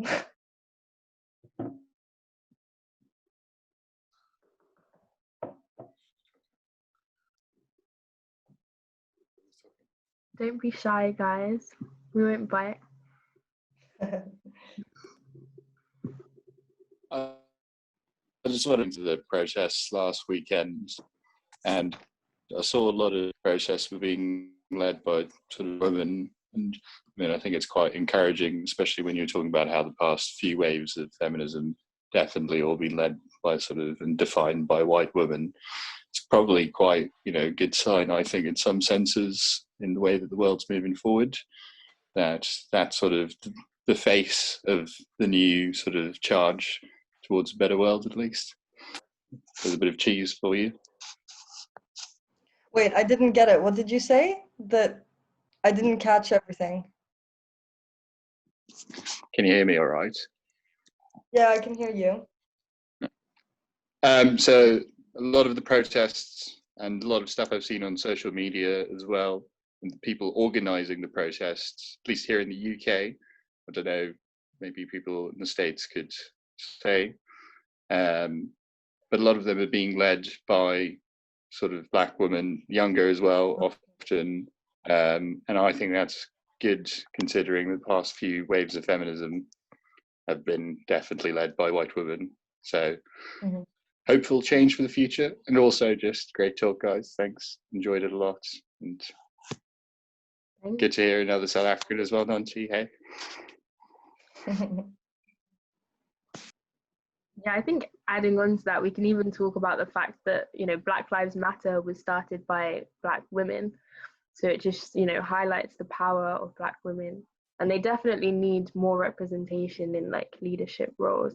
I feel like we should be at the forefront of the revolution. Yeah, which is why I wanted to recommend that organization We Can, and I recommended them in our last seminar when we spoke about climate change, but because putting Black, Indigenous, and people of color at the forefront of the climate change fight, like in itself, that is just such an act of resistance. So shout out to them. I recommend checking out their work. How's it, everybody? Hello. Good to be back. I think it's good to hear the feminine voice standing up loud here. My sisters, all and more power to all of you. I think it's important to understand some of the things that you highlighted here today. And Nonti and Tristan understanding now that you are in our context and at my home. South Africa is one of that unbalanced worlds where we come from, where our Black mothers and sisters literally work until they die. There is no time for rest. And many times they are working to enrich white people. And it's funny because you'll see it. It's very funny from a physical stance. You look at how our people look and you look at how white people look. They always off to the gym, always looking slender and taking care of themselves, and all on the social buzz and things like that, where with our Black people it's about getting our next meal for the family. So you don't care about how that impacts the different generations that loses out on that family member that is taken away. And just for example, right now in COVID-19, we're in level 3 now. So domestic workers are allowed to come back to work only if the employer are able to go pick you up. Mostly our people live in townships, which is like ghettos with shacks and stuff. So the only way for people to get to work is for the employer to actually go and get that person. So even before level 3 was open for domestic workers to return to work, white people were allowing their staff to take public transport to get to work. And that's how lost white people are without Black lives in their houses, Black bodies taking care of their daily lives. And I think that type of trauma is also some of the things that weighs us down, because as the generation that picks up the slack when your mom is not there, you literally start working from a young age to pick up that slack. So it's a constant cycle of oppression and trauma throughout the family. And I think from a feminist point of view, it's also funny to understand this in South Africa. So white women in South Africa often use the fact that under apartheid, they were also oppressed because they couldn't do what they wanted to do. And even going through all of that, even feeling and experiencing all those oppression, they still then become the oppressor when they deal with Black bodies. And those are some of the things that we struggle to explain.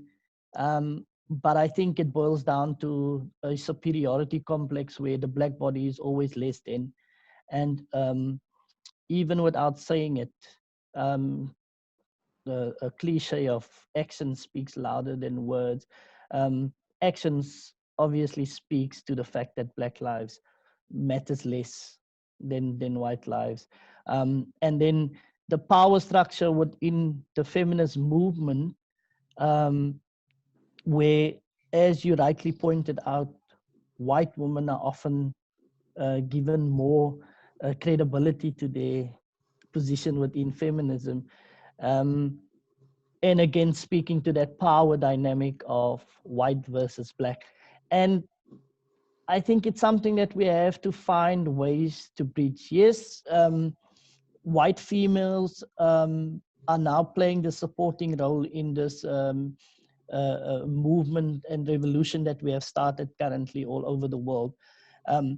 My hope is that this will die down at some point. So we shouldn't fool ourselves. So while this is major and we're making major inroads in transforming how Black people are viewed across the world, this will come to an end in the next few weeks.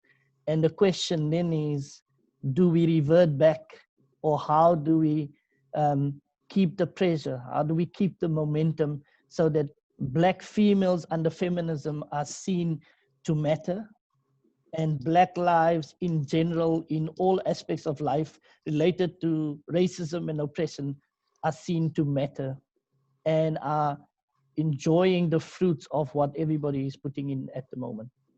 So, yeah, I feel like what you're saying, that's a real danger, that this is just going to be, I think this, me and Isolde touched on this like in our Instagram video a little bit, that hopefully this is not just a trend, that like with a short burnout, because right now, as you said, Edwin, like so many people, like I check my social media and every day it's just filled with anti-racism posts. Like anti-racism is in the mainstream, which is so great, because, you know, this is what we've been campaigning for a long time. That's the reason that me and Isolde have this platform, because we want to get that message across. But yeah, like you said, Edwin, like who knows where we're going to be in a few weeks. Like when lockdown is eased or lockdown is over, maybe people, you know, would rather spend their time, you know, just doing like materialistic things and not thinking about this. So yeah, that's a worry. So to all of everybody in here that, you know, has just come into the anti-racist struggle, please make sure that you see it as a lifelong struggle. It's not just a now thing, it's a forever thing. Yeah, I think to add on to that, I've seen a little bit on social media. I don't know exactly like where I would have seen it, but I've seen kind of this like thing of like, oh, when is it going to go back to normal? And I think this is only white people who say this. And it's just like, it's so messed up, because I really sincerely hope it never goes back to normal, because it was only normal for us, you know, and it was completely, and it was, I mean, it is, you know, I think it's great that we see that, you know, people are being so active, but yeah, I hope we never go back to normal, because that was not normal. Whatever it was not normal. So yeah, let's keep the momentum going, definitely. Yeah, it's like I saw a post today where somebody was critiquing, you know, the thing like the system is broken, and they're just like, no, the system is not broken. It's doing exactly what it's supposed to do, you know, putting white lives at the top. That's what it was made for. It was calculated, it was actively constructed to put white lives at the top. So it's very much doing its thing. We need to go to the next stage, take down the system and replace it. Yeah, and I think it's also, I think it's so amazing that we're actually seeing a discourse of defund and abolish the police, and the fact that the Minneapolis Police Department have like actually started defunding. Like I really didn't think that that was actually envisageable, that people would actually think of doing that. You know, I've always seen it written on paper. I don't know that much about it. I haven't really read that much, but I see a lot of though it's rooted and it comes from a lot of pain. I'm under the impression that there's really a lot of positive things that have really come out of the last 2-3 weeks, even though it's rooted in so much pain. So for a lot of the positive things that has come out of all the protesting that has gone on towards Black Lives Matter, there has been a few elements that has come out and that has been in the woodworks for a long time, but has taken this opportunity to capitalize on the suffering of Black people in this instance, but also that they take a large impact that could have been had even further away from the focus point. And I want to highlight that, I want to throw that person's name out and just see where you guys are and whether you saw what she posted. So Candace Owen came out with a lengthy post, much the way that Trump would normally speak, with half truths and a lot of bullshit on top of that, and it's selling it as gospel. And the one thing when those type of videos comes out is that the people that normally supports and places that person on a pedestal is white people. And it's really funny because when a Black person to some extent self-hates to that extent where they almost annihilate a nation in just the words that they speak, it's really, unfortunately, and I see it as it has a dreadful impact when you look at the numbers that are still following her. And she's got a platform, unfortunately, I don't know why, but she has a platform, and she has a show, and she has things, and people listen to her. And I just want to know, because I hate when it happens locally for us. There is a few people locally, when you do the anti-racism work and you gaining momentum and you can see there's change, and then people pop up that takes away from that. And how do we deal with people like that? Because I've seen a lot of speaking out against her. There's people that academically, with facts, solid facts, as we are taught as researchers to get the best work, to state your case and to stake your claim. So a lot of people have come out, and brilliant counter arguments has been put up. But how do we as a movement come together to discredit those people and literally get them out of the limelight, because they are quite harmful to what we're trying to achieve here?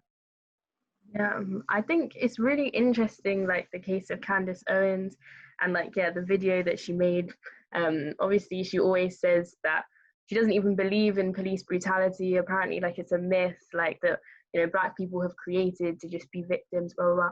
And it's interesting because a lot of like white problematic people use this and be like, oh, you know, this Black lady has said it, therefore, you know, I'm not racist because, you know, she's Black and she said it. And it's interesting because you wouldn't take any white person and say that white person is speaking on behalf of all white people, but people seem to take Candace and be like, oh, you know, she's speaking on behalf of all Black people. And so it's just very like confusing, but it goes back to, you know, Black people as a collective, white people as individuals. Yeah, but if anyone else has any comments on that, if they've watched it, Yeah. yeah. I haven't actually watched the video, but first of all, 100% on what you just said. And also it gives white people like, look, a Black person is saying it. We've been saying it the whole time. So it doesn't matter that millions of you are saying it, because one of you said it and one of you speaks for everyone, right? And so this is so fundamental to how we see people of color and Black people that I think, you know, people just think, oh, well, I don't know. But yeah.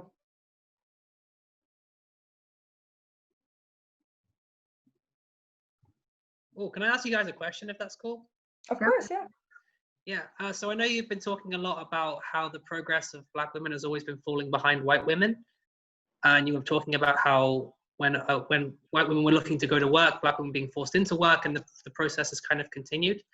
So I had an interesting conversation with a couple of CEOs recently. I work for a group that supports underrepresented young people, and I was speaking to a couple of marketing CEOs, and they were talking about how women back in the day, and this is obviously white women predominantly, used to be making the tea when he was getting his start, and now women are beyond represented to some extent in some of the lines that he works with.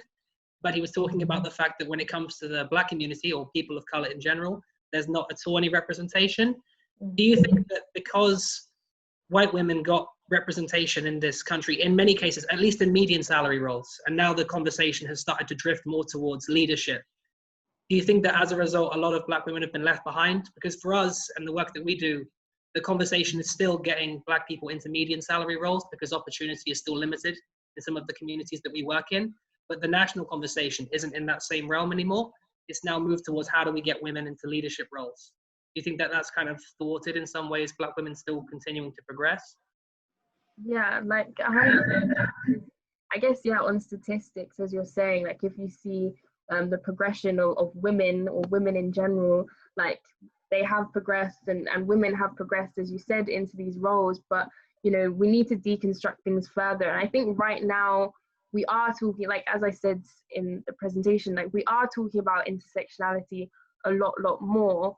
But it's still, because it's such a new thing, I feel like intersectionality has only really been in the mainstream anyway for like, well, not long at all. And so I think there's still such a massive gap, and there is a danger, as he said, to say, oh, okay, you know, feminism is solved because, you know, statistically women have increased. However, we're just ignoring the section of Black women within that. So again, it's just whitewashing the whole of feminism. It's the whole thing of, you know, whiteness is default. We've solved this problem, but let's just ignore this other problem here. And it goes back to that quote that I said, which was like, all women are white, all blacks are men, and then all some of us are strong, are brave.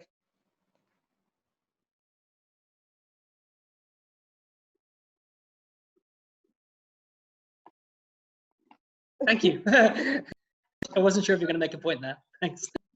No, you looked like you were about to make a point. No, it's because it goes green and it just stays there.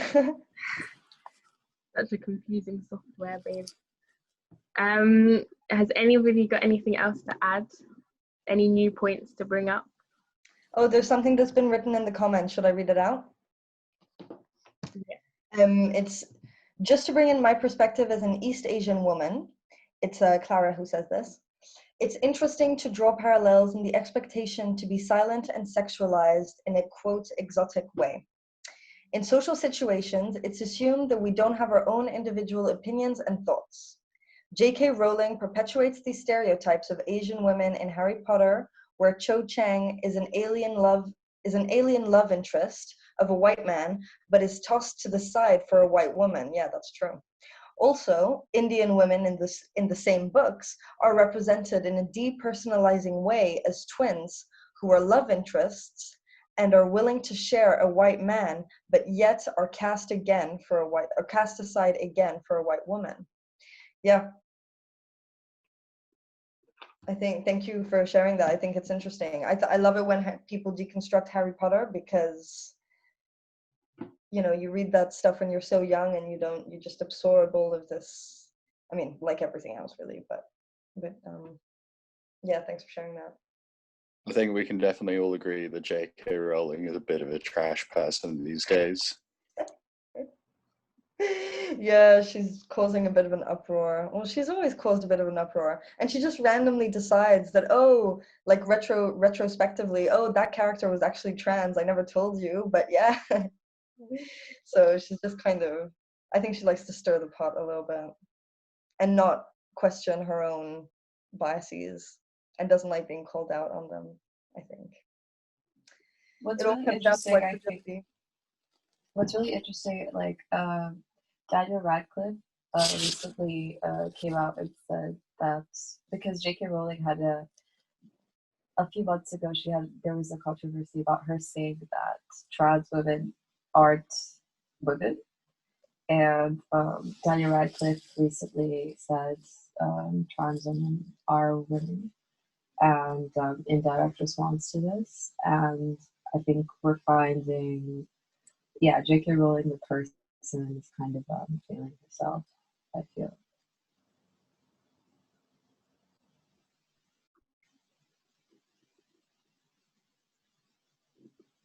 I don't know if this is off topic, but I'd like to just throw in there that you might think about your next topic, maybe tackling intersectionality. Just putting it out there. Yeah, I kind of mentioned it at the end. I was like, I think we might do a next seminar on whiteness within LGBTQ plus movements, I think. And we kind of wanted to include it in this one, and then we thought it's too much. We'll do I think it deserves its own one, really. And we can do a whole part on J.K. Rowling if we want. But yeah, does anyone have anything else to add? Your personal experience? Anything at all? Yeah, anything that's happening today. Any random thoughts that just popped into your mind? Whatever. I was kind of wondering about, like, have you guys been paying attention to this whole what should we call it, shenanigans with statues in the UK, where of course, and it's causing such a polarizing sort of debate. There's in some places you've got all these like little Englanders coming out like, oh, I support this statue and you're not going to take it from me, he was a good person, and like, it's a complicated history that people are suddenly having to face. I think it's kind of interesting, like in a similar way to how we can look at feminism, and then sort of there's a difference within that as well. In the same way, it's difficult, so what is someone who fights for women's rights and emancipates loads of women but is, a massive racist? Are they then a terrible person? Where does that sort of moral dilemma sort of end up, But then again, people aren't necessarily calling for necessarily the taking down of statues. In, for example, Rhodes Must Fall, which was in the UK and in South Africa, that was taking down, Rhodes Must Fall.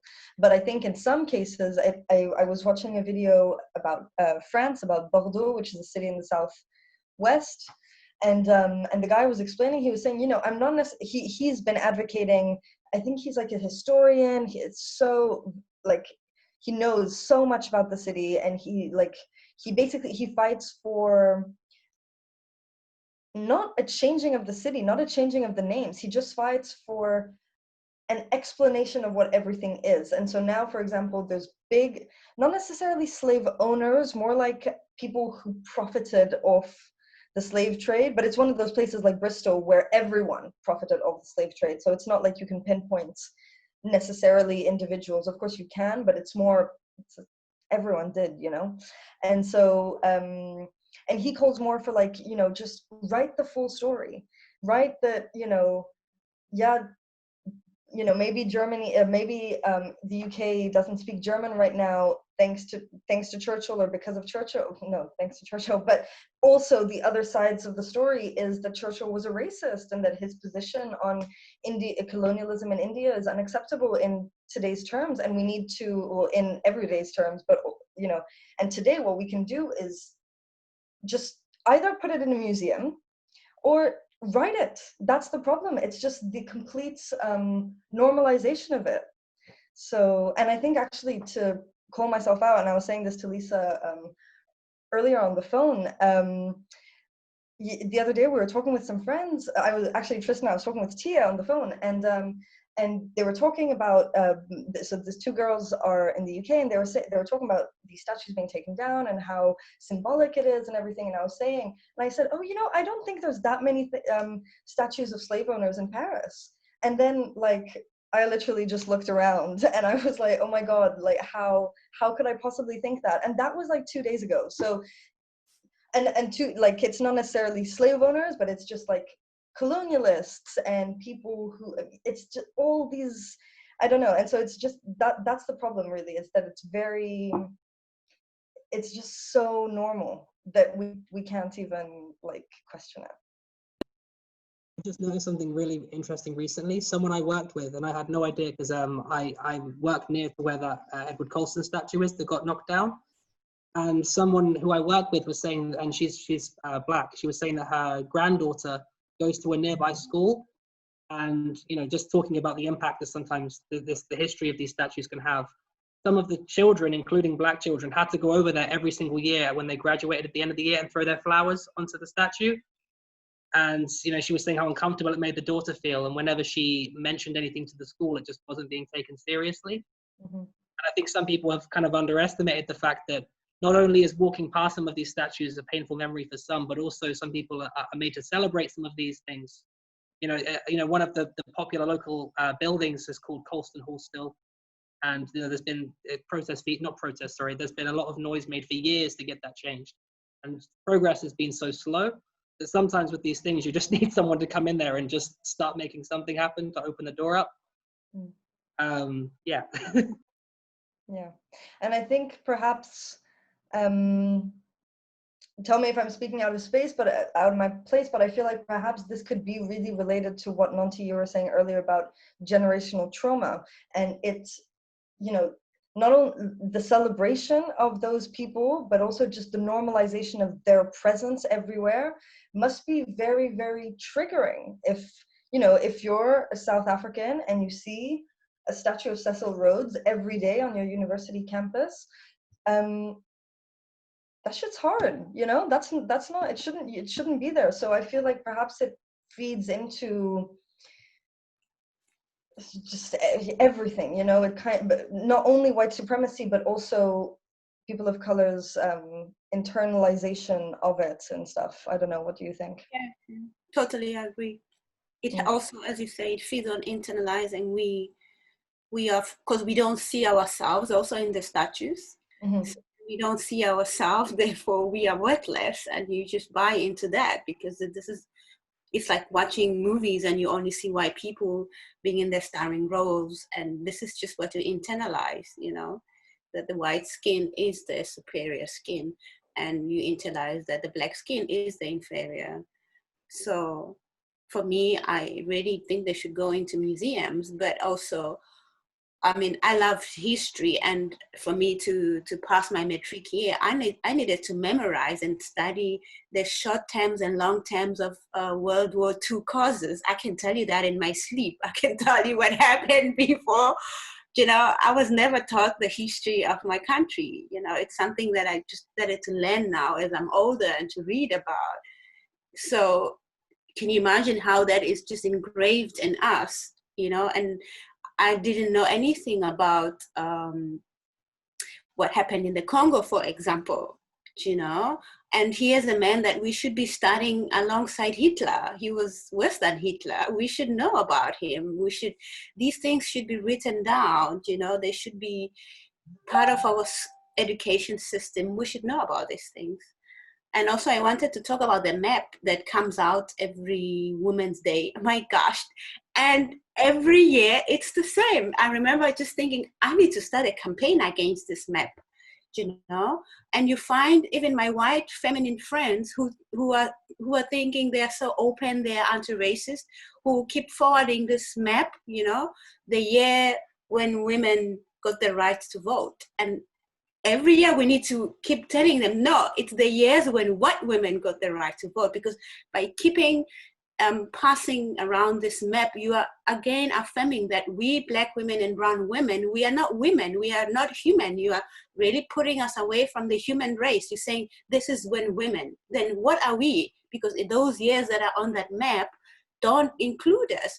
So it's things like that still really just happen openly, and big organizations support these and they keep putting them in their newsletters. It's really just appalling. For me, it's absolutely appalling, and I think we should really use this moment of this revolution to deal with things that this could sound very small. Like somebody could say, it's just a map. No, it is not a map, because every time I see it, it's on Facebook, it's everywhere. It tells me whoever has forwarded this and whoever continues to forward it does not regard me as a human being, you know? So, and these are like small things that maybe the white community doesn't see, but for us, it's just so traumatic and creates so much stress and mental illness that it's like, whoa, you know, when do we get these things right? Yeah, and I feel like, you know, that's why the campaigns right now, well, that have been going on for a long, long time, but getting at the forefront now to kind of change the school curriculum is so important, because a lot of ignorance stems because, you know, people don't know about these things. Like, you know, everything that I know about kind of Black history and, you know, colonial history, like most things I know, like I've taken the time out myself to go and read all of these things. Whereas, you know, if you're just sitting in mainstream school, it's not something that you're gonna witness. And so, you know, it's so important to just change the fundamentals of education, because if we can teach white kids and teach everybody in general, like, you know, the positives and the negatives of certain people, you know, how the empire was, you know, just a form of oppression, and how it was obviously like just destructive, and all of these things. If we learn the horrors of slavery, I mean, in the UK, like, I don't ever remember learning about slavery. Like, I remember learning about, because I did like history GCSE, I remember learning about like Jim Crow laws in America. And I remember the teacher going, oh, you know, this is so horrible. Like, you know, America is so crazy. And like, they showed us like one of the famous photos from a public lynching. And I remember the teacher going, oh, you know, America is just so terrible. But then just completely ignoring that the UK, you know, started the slave trade, and the UK is certainly not clean. And so, you know, it's just a nationalist like brainwashing. And I feel like once we tackle, you know, the education system, that will hopefully free a lot of people from their ignorance. So yeah, I hope that campaign takes center. Yeah. So, But I think going back to what you're saying there, I think in Europe I don't know if other Europeans can testify here, but like I was telling you this earlier, Lisa, I'm learning right now as we speak, how really, to what extent France is racist. But like, you know, I find it so fascinating, because we really, really place ourselves in opposition to America. And it's like, look at what they're doing. Look at what they're doing to George Floyd and stuff, all of that. But then we're just so like, it's such an insipid, like very hidden form of racism, where, as I was saying in the presentation, we portray ourselves as universal. And actually, Françoise Vergès makes a really good point when she talks about universality in the French context. And she just says, you know, how arrogant. How arrogant. Have you seen the size of France? How could you call yourself universal? And I just think she just makes such a good point, because like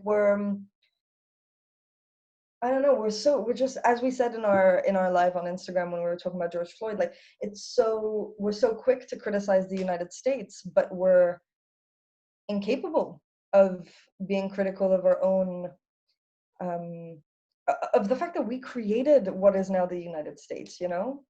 It's there's a lot of work to do here in Europe. I think what you guys are touching on is very important, and not just in the UK, but across the world. We need to decolonize our education systems across. And we in South Africa, in the process, hopefully, of getting there, where our children start learning about both Black and white history, so that they have an informed opinion. And that is also something that I'm looking into while I'm busy with my PhD, so that what is wrong with our education system, that we still, when students get to university, they still have the singular view of their race, and not inclusive understanding of where it comes from. But I also want to say, it's significant that we write down the right things, and that it's supported by all people, because we have this alternative histories that constantly are at odds with each other. And that's why we can never overpower this white supremacy, because whites have this alternative history that they live by, the Confederate flag and those groups that believe that there's something powerful about what that men did, and forgetting the fact that there was a group of people that was harmed, traumatized, and oppressed for no reason, literally for no reason.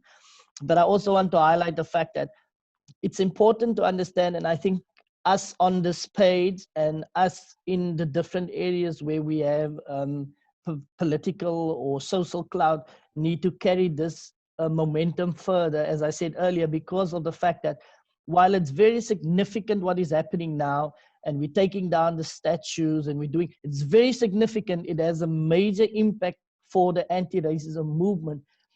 But the problem is racism is a systemic problem, and until the systems is overturned, until we have seen that the policies that has been oppressing people for over 700 years are systemically being dealt with, it doesn't really make a difference, because that statue will be gone, but Black people will still be suffering, still be under the same conditions as before, unless we undo the systemic oppression. So that is something we should never lose focus of. Let's not get too excited about the statues, because that piece of shit has never meant much. It's just out of our face now, and the trauma has been taken away, so it can't be enforced daily on our people. But what can enforce that pressure and that trauma and that difficulty that we live with daily is the systemic racism. And those are undone when you speak at the table with your family, when you speak when when nobody is watching. And if you're not doing that, I mean, that statue might as well just stay there. Mm-hmm. Yeah. Actually, what you're saying here makes me, sorry, did someone else want to say something? Yeah, I heard a voice. Yeah, I just wanted to come back on the thing you mentioned, Edwin, about Candace Owens, because I haven't, know of this person, but what you say about her is she's Black, she's conservative, she has a platform. So I just want to ask sort of everyone, do you think this person isn't beyond saving, or do you think she should be treated as someone who is, a member of the other side, an opposition member? Because if you do treat her like she's, your enemy, doesn't that actually lessen white privilege? Because this is someone who's Black, who occupies a platform. I fail to see the distinction. I fail to see sort of why it's an issue in some ways. I mean, but Candace Owen is like just outrageously and loud about her conservatism. So her story is just like very interesting, because she used to be I don't know, a liberal, or she used to be like a little bit left wing, until I think somebody like hacked, or somebody, I don't know, maybe you guys know the story better, but something happened, an event happened, and then Edwin, do you know the story? Something happened anyway, and then she. So apparently, what happened earlier in her life, she was attacked by two men, and she then used that story to show that Black people are being victimized and attacked, and then she got money for that settlement family. So what the trend of her story basically tells is the fact that Candace Owens is a type of person that if the narrative is now that white lives matter, that is what she will be advocating for, because it will financially support whatever ideal she has, which is to a large extent money. So that is the narrative with something happened, and then she jumped from the one side of being a leftist to being a conservative to being a rightist, and then again to the middle. So she's literally a flip-flop. But on the question that Jay was asking, I think the concept of Black Lives Matter says it all. So if any person does not agree with the fact that Black Lives Matter, then they're irrelevant to what we are trying to achieve. Anti-racism is about making sure that people understand that Black Lives Matter. Whether you have a black skin or a white skin, if you oppose that Black Lives Matter, you are irrelevant. It doesn't matter what your platform is. It doesn't matter what platform you're on. We really don't care what you say. So you shouldn't even have a platform. And that's what I was advocating and speaking towards. You can be conservative. And as Lisa was saying, she's loudly conservative. And because she is speaking to the agenda of white people to deny racism, she gets an even greater platform because white people control the means of information, the means of the narrative. They control all of that. So then she gets the opportunity to come out with this big facade of being an informed person, but it's actually being anti-racism. So we really, I speak for myself. I don't want to include anybody into this, but this statement is from my own person. And to me, she's a detractor, and detractors need to stay far away from what we're trying to achieve here, because we, the generation living now, have waited very long for some revolution that looks like this. We've seen a few of them in South Africa, but we haven't seen them in the way we're seeing it now, where it has flooded the whole world. And we're we're very close to making such a significant impact. And people like this, I don't want to say where they need to be, but we don't need them right now. So that's where I'm at with Candace. And please don't take it in the wrong way. It's not that we hate anybody or we say that people are not allowed to have their opinion. Anybody is allowed to have their opinion. The problem in this instance is when your opinion takes away from something that the world is saying is necessary, then you are irrelevant and you need to really be taken far away from the focus point because you take away from something important. Yeah, thank you for sharing that, Edwin. Yeah, thank you very much. And I think I'd like to add something just small, which is that, you know, whiteness and white supremacy is, it's everywhere and it's so sneaky.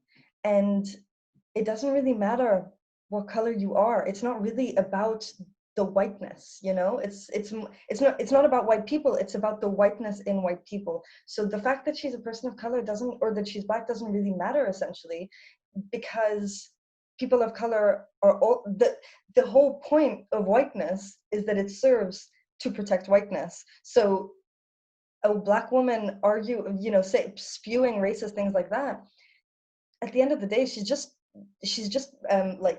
protecting. She's just doing exactly what whiteness was created to do, which is to protect itself and to reproduce itself and to maintain itself in place. And she has successfully internalized it so deep in herself, like we said before. And this is another thing that white people don't know, that part of our trauma as Black people, we have this internalized whiteness in us. So when you spend your whole life and everything around you tells you being white is the ultimate, being white is what one strives to be. You know, when I used to tell my story when I arrived in Spain, is that my mom, when after apartheid in South Africa, she made sure I go to all the private schools that she could put me through, and I put her last cent, because for her, she needed to make me as white as possible. If she could change the color of my skin, she would do that, because it meant that I will survive in this world, that I won't go through the things that she had to go through, my grandmothers had to go through.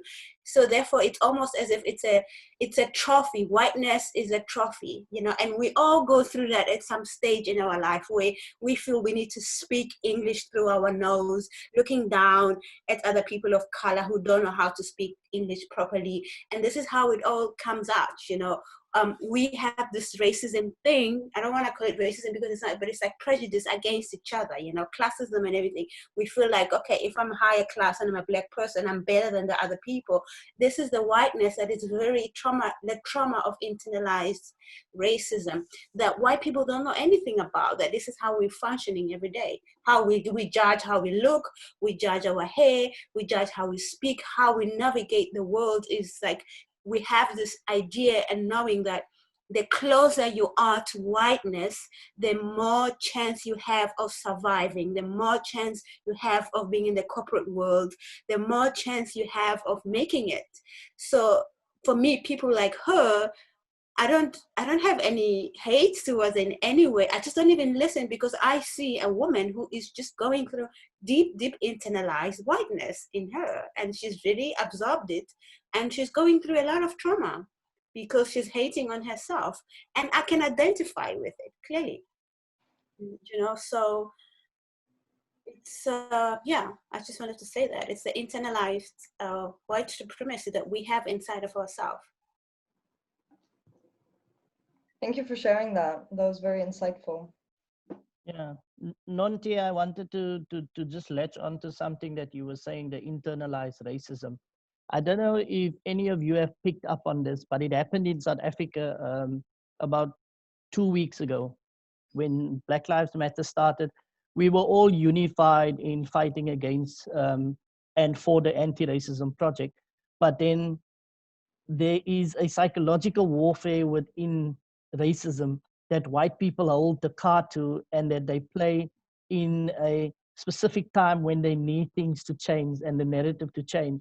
And I've also picked up that it happened in America right now. So what I'm going to tell you now is it's played in a specific way, almost like a chess game. So a week ago, we started having a little bit of a squabble internally, interracial, where Black and colored people started fighting amongst each other. And it blew my mind, because we are going somewhere and we all focused on going there, and suddenly something happened and we started going at each other about, you are not Black, you are a mixed race, you are not on the same level as I am, you're not the Black that I am. And then I saw in America, it started up as well, where Black and Hispanic people have gone at each other again. So as soon as we're making progress and we really on this wave of bringing massive change, something happens. And I think it's brought in by the media, it's brought into the system of white superiority, where we then start going at each other. And I mean, that's the best way at the end of the day to dissolve any movement, is when people have internal fighting. And that internalized racial battles doesn't help the cause, but it takes place, it seems, everywhere where we are close to having an impact. It's like self-sabotage. Yeah, it's actually quite a big. Briefly back to the statue, there's sort of the tip of the iceberg. It's there what shows you a little bit of what's kind of what the society is focused for, right? And then sort of on what you're saying, Edwin, we have to kind of all keep like a unified front, right? And it doesn't help when those early wave of feminists see it as a competition of who's going to get the vote first, rather than seeing that there is like one group pressing all of us. And like, if we all work in this together, not only will we all get the vote, we'll also do it faster. And that's kind of the thing I find most inspiring right now about the whole protest going on. This is like happening right now. Don't know if you guys have seen what's happening in Seattle with the people who've occupied, practically an entire neighborhood and declared it independent from America. Like, it's incredible. These things, hopefully this doesn't fizzle out, right? But it's definitely, I've seen people like Sky News sort of debating, I was saying, defunding incredible thought that about December 2019. If you told me anything about this year in December 2019, I wouldn't have believed you. But that's one on a many long list of things. Yeah. Adding on to that, I think it's just so interesting now, as you said, that defund the police is just normalized. Like, as you said, like a year ago, even a month ago, everyone would have been like, oh, that's just like so radical. How dare you say such a thing? Like, oh, you're trying to like be a terrorist, a left-wing terrorist or something crazy like that. But now there is real progress. There is real, change in mentality, which is great.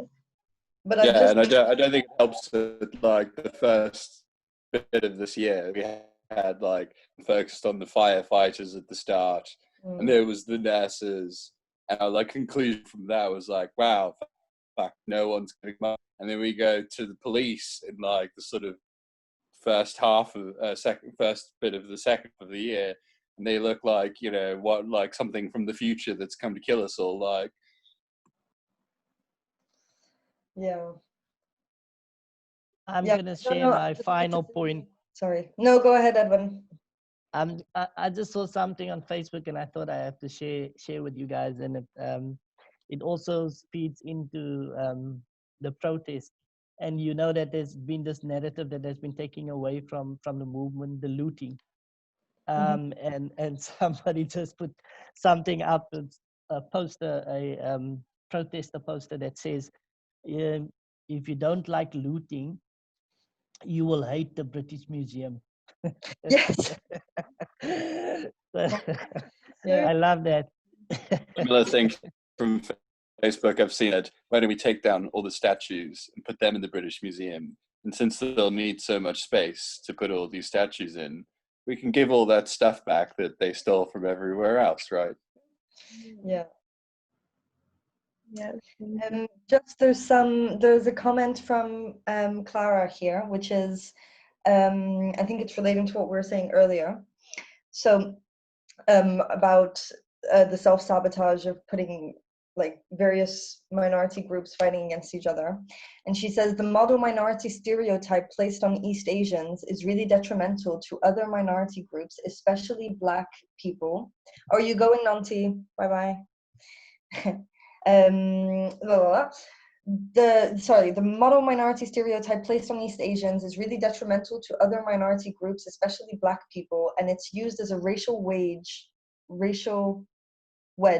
for white supremacy.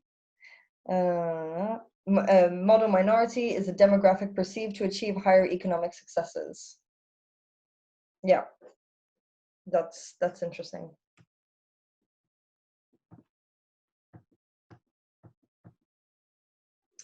Does anyone have anything to add? Any concluding words or thoughts? Oh, there's one here.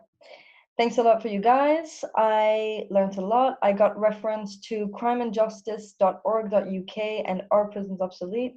Please can you share more sites, articles, videos, and anything? Yeah, we share all our resources. If you follow us on Facebook, we share all the resources that we used in order to build our parts in the seminar, and we also give lots of further reading, and anything that was written in the chat we also add into the document. So we will definitely provide you with further reading to further your knowledge and understanding. Yeah, and I would also add that Are Prisons Obsolete? You can just find that as a PDF on Google quite easily. I didn't know that. Yeah, and I think it's only like 64 pages. It's such like a short book, but full of just so it will literally completely change your perception. Well, if it's not already changed, but your perception of the prison system, like, and you will just be like a prison abolitionist as soon as you read it. And I think if you don't feel like reading, I know everybody knows this documentary, but I still want to mention it because it's so good, is 13th.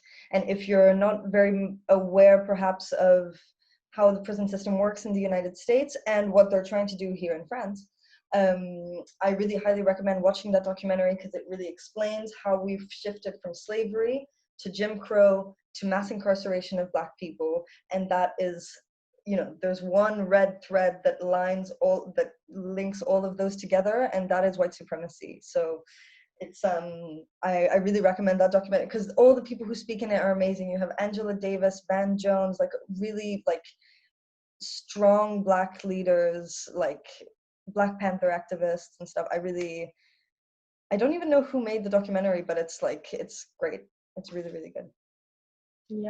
Yeah, we have a lot of resources on our Instagram. Well, a lot of kind of things to watch and books to read. But yeah, as Esau said, we also have like our resource pages after every seminar. Whiteness, yeah. Whiteness, that's it, exactly, yeah. With an X. If it's okay, I'd like to just touch on something that we talked about Yeah, of course. in the discussion. So, sorry for tuning in late, and I don't know if you guys already mentioned this in the original seminar, but it's not really necessarily related to feminism as much as it is the significance that, you know, whitewashing education has on fueling the systematic oppression of any minority or person of color in the US and worldwide. And something that Trump just announced a few days ago is that he's going to hold one of his campaign rallies on June 19th, which is Juneteenth, a celebratory day in America for the end of slavery. And the fact that he's holding his rally on this day is significant in a lot of ways, but in the way that I want to tie this to the lack of education that we experience here is that I didn't even learn about Juneteenth until I was in college. This completely was neglected throughout my public and private school education.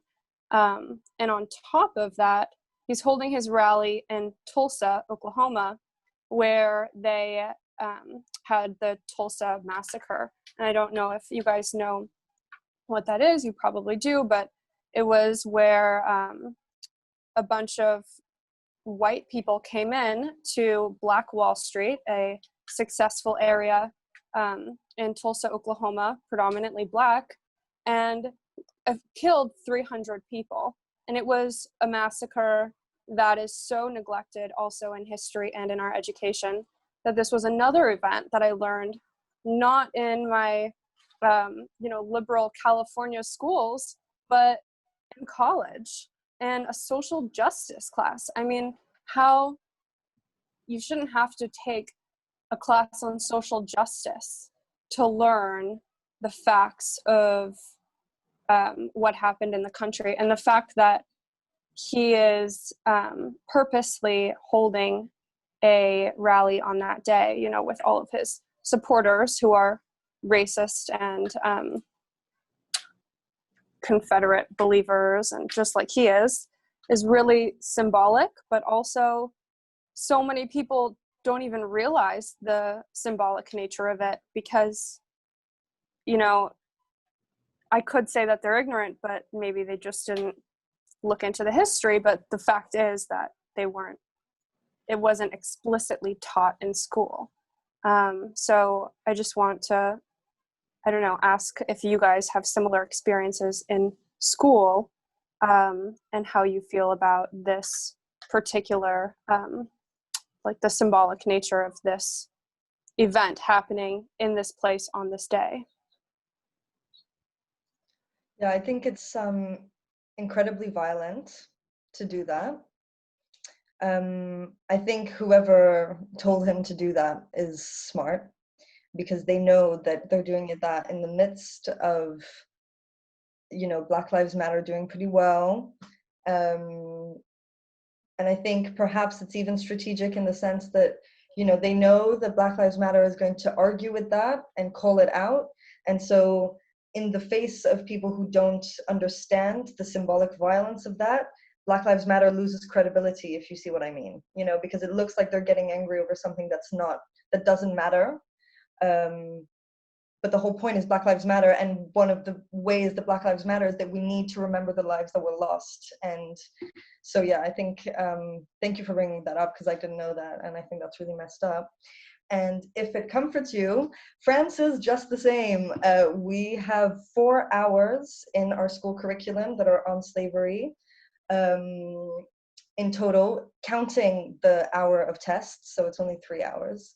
And I only found that out because I did research on it for a presentation in Sciences Po, which is a political science school, that was on the memory of slavery in France. And when I said in front of the class, and I'm a white woman, so I can't even imagine what it would have been like had I not been white. And when I said to the class, the Holocaust has I don't know how many hours focused on it, which is good. We need to talk about that. But we also need to talk about other Holocausts that we participated in. And I gave those facts. I said, oh, we only have 4 hours, and I can't remember the number of hours on the Holocaust, but I said the number of hours. And the teacher said, like, he stopped me, and he stopped me mid-presentation. He was like, you can't say that here. This is an emotional argument. Oh, and he said to me, I work in national education, so you're saying this to the wrong person.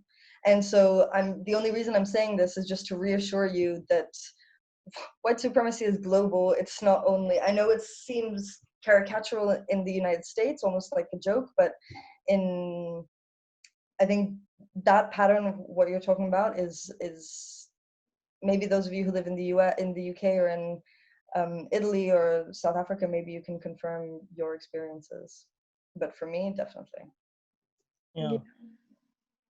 I think I said it earlier as well, that we have the same problem in South Africa. We need to decolonize our education because everybody in the world knows Nelson Mandela, but nobody actually understands how that struggle came to be, that Nelson Mandela had to stay in jail for 27 years and many others who stayed in jail for so long. It's because our education system don't deal with that. I mean, we still had to learn about Alexander Graham Bell, and some other fools that we have no connection to, that has done nothing significant for our lives other than exploit us.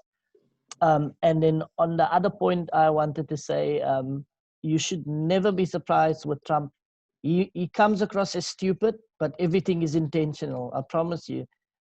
He just this past week, he went to go and do a presidential visit in Minneapolis, I think, and he invited all the white police heads within the department, and he did not invite the black senior staff in the police. That is every single bit intentional, because he's an overt racist that is using race at every turn and corner to divide people. I mean, he's never ever shown us anything else to believe differently. So I don't think you should ever think that it's the fact that he's ignorant. I think that is all intentional. So yeah. Yeah, and I wanted to add to the fact that Italy is just the same, and about the education system. And we, like, in the modern history of Italy, we don't have a history of colonization like as much as France and the UK, for example, but we still have. And I just remember, like, literally, like, maybe 2 pages in my book history at high school, and we don't really touch on this, also because, like, basically we have 5 years of high school, and you study like the last century only, like, in the last months of the last year of school. So, like, I finished my history program, I didn't even finish World War II. Okay, and we spend, like, so much time talking about, like, the Roman Empire and the Greek Empire and the Middle Ages, and we don't talk about modern history. Like, our program stopped at 1942, and there's so much to say, to understand, so much more to study and to say, to understand how, the world works today, And then, and another problem we really have, like, that I saw, like, in these, in these past weeks with the protests, there have been, like, a lot of protests to support Black Lives Matter in Italy. And I saw this thing, I don't really know how to feel about it, because a lot of, like, signs or chants, okay, were in English. And because they were to support, like, the Black Lives Matter movement, and they were against, the George Floyd murder. But the thing is that I didn't see a lot of, reflection on the Italian situation. Like, the racism here is not the same in the US, because we have, like, a different history. So it is institutionalized, but we didn't have slavery, you know, like it's different, okay? And I see like a total lack of discussion about what is racism in Italy and what does it mean to be racist, you know? Like I'm like now more than ever, I'm educating myself on, you know, like what is to be racist, like what is my white privilege, like what like I am more careful about what I say, what I think, you know, because a lot of things to me, like it's normal, but then I realize that I just don't take into perspective some other people's perspective, no? And I didn't see that in Italy, like in these days. It's just, and the other day, like a few politicians, like of the government, like they took a knee in the parliament to like, you know, like to make this gesture, but the thing is that like we have some, especially like immigration laws that are like so unjust and that they are racist at the core. They go against, you know, like especially black immigrants and black workers, like in agricultural workers especially. And the same people, like the people that took this knee, they are in charge right now, okay? They are in government and they are not doing anything to dismantle these laws that the previous government, just like 1 year ago, okay, made these laws, and they are not doing anything. They're just like doing, you know, like this gesture and speaking and blah, blah, blah, but no, nothing. Like they don't even like, they didn't even talk about it in parliament. They just, you know, like we have a total lack of you know, critical thinking about this, you know. And I see, talking with my family and talking with my friends, that we don't even have that much awareness of what racism is, what is racist and what is not, you know.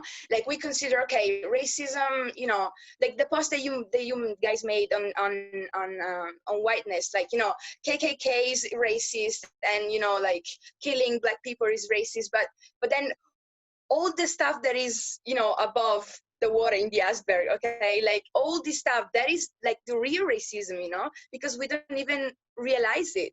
And it's so normalized here, you know, like I have to like explain why the N word is bad, and when I try to, like I am like confronted with so much aggressiveness, like, oh, why is just a word, why cannot say, and this with my friends that are like supposedly, you know, like they are my friends, so I think, you know, I can speak with these things with them, but they still like like they just don't realize, because we don't have education about it. Also, like Italy is such a white country, like we are white, and like the vast majority, I think like 90% of Italy, 93 is white.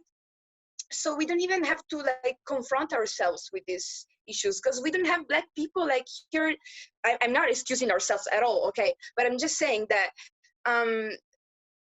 that's why like we have like this lack of awareness, because we still see blackness as something exterior to us, okay? We don't see it as embedded in our society. We see like, okay, yes, it's a problem of, you know, like Africa or the US or whatever, because we don't see blackness here. It's not represented at all, like in politics, in television, in anything. So yeah, that was like my Italian point of view.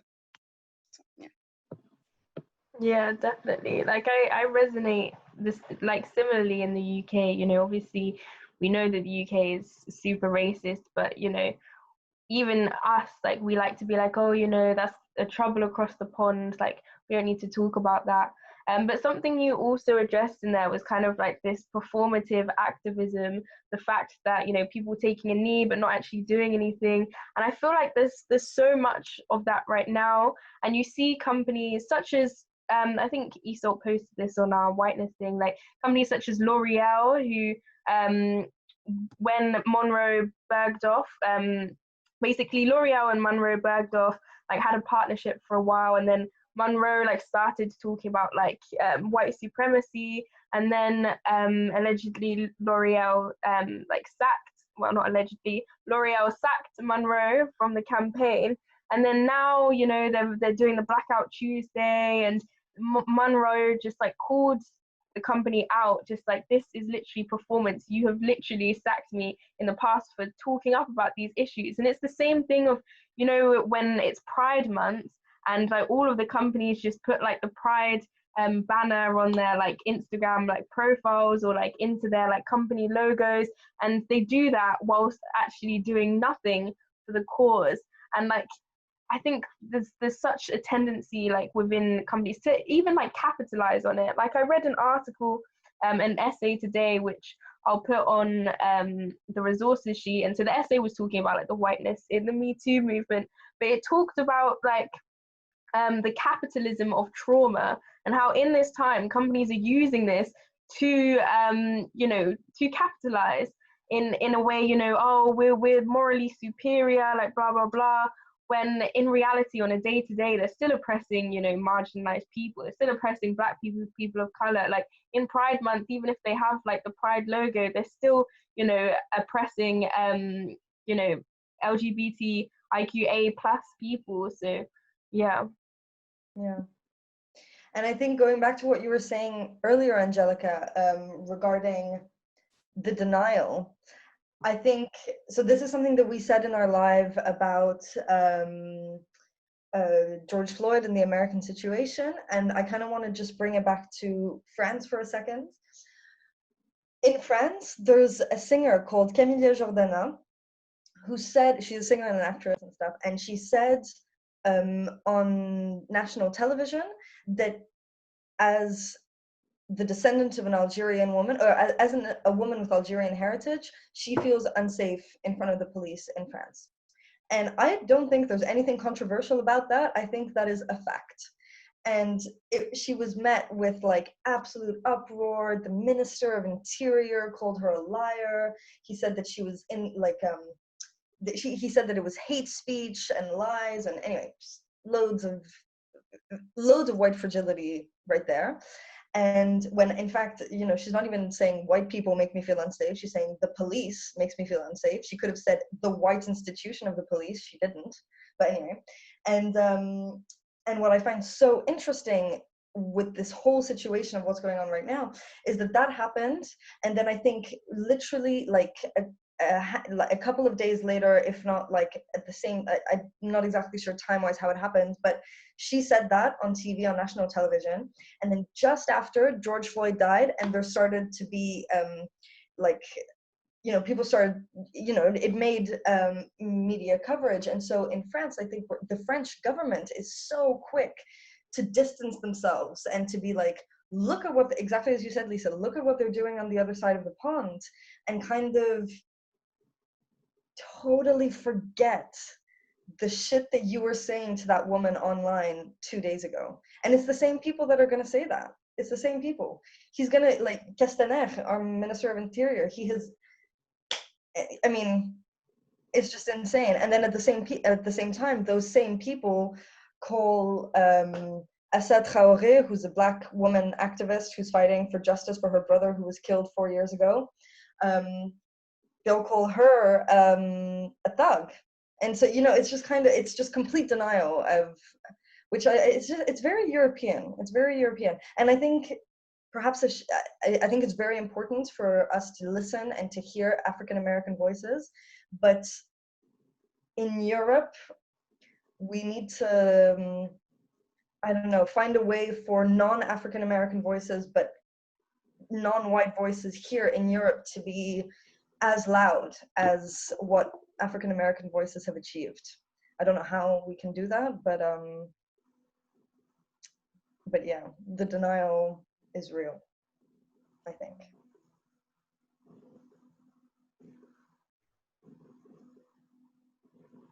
On that, no, I don't know if you guys saw with Priti Patel this week. I don't even follow that. It's just like... Yeah, I mean, it's fair enough. Don't waste your brain space on British politics, but no one it's escalated quite a lot now, which I find interesting. So I don't know if you saw how like 30-something Labour MPs have signed some letter saying that she's effectively gaslighting Black and Asian ethnic minority groups in the UK. You know, and I don't know. Anyway, I just thought it's an interesting Mm-hmm. situation that we find ourselves in. It's also interesting because, you know, in Parliament she came out and said, because I think it was Dawn Butler who was just like said that she was racist. Yeah. And then she was just like, no, I've been victimized at school. You know, people threw racial slurs at me, blah, blah, trying to get sympathy. But it's like the same thing, like with Candace Owens that we're talking about. Just because you're ethnic minority does not mean that you're not problematic. And I feel like she just did that completely. So people go, oh, you know, this person, you know, when she was a child, people used to say this and this. So it means that she can't be racist. But obviously she's a very problematic individual. And I think that's where whiteness is so sneaky, is the fact that, you know, white people are like, well, she can kind of harness that, oh, you know, I was hurt as a child, blah, blah, blah, and kind of use it to get white sympathy. And then at the simultaneously, she knows that she has a decent voter base because she's saying what those same white people want to hear from, or not, maybe not the same white people, but what so want to hear from a woman of color. I don't know if you see what I mean, but I feel like there's these two different dynamics going on that she's really like understood. Her power is not. There's a whole third dynamic that comes into it, with Chancellor as well, Rishi Sunak, I was reading about. So their sort of families, where they came from, are Indians who the British effectively imported into Kenya to become like the new middle class there. So they were sort of on these scales of racism that the British Empire were, you know, really dedicated to creating. And so the Indians were seen as, you know, being economically good at things, you know, so they said, we're going to send all of them to Kenya. They're going to basically start up loads of businesses. And then there was a wave of those Indians or Kenyan Indians, British people who moved to the UK after that. And they tend to be quite conservative and were sort of welcomed by Margaret Thatcher's party, apparently quite open arms. I wasn't around then, couldn't tell you for sure. But yeah, and it's an interesting thing on intersectionality. Where, you know, it's not just, you can choose either to sort of fight your way up on like incremental things, being like, maybe on the basis of being like, right, and away it's a middle class. So on for me. I didn't get the end of what you said. No, me neither. It cut off. Yeah, distorted. I said, hey, at least I'm middle class, so that's good enough for me. Okay. Yeah, no, you guys, like everything you're saying is super interesting. I just want to add on to like what you were talking about, you know, how it's like the dynamic that she has, and it just relates back to kind of what W.E.B. Du Bois talks about with double consciousness. You know, she's aware of herself as an individual, but then also, you know, she represents the whole of like the Indian, like British community, because, you know, she's a minority woman. Yeah, that's a very good point, actually. I didn't think about it in those terms, but that's exactly what it is. Yeah. Yeah. I'm just thinking, oh, there's comments here on the side. Earth Lover, I think that's Marcia, if I get the name right. Says, thank you, Angelica. I connect with what you say, and it makes me think about the situation in Russia with racism. I don't know much about the situation in Russia with racism.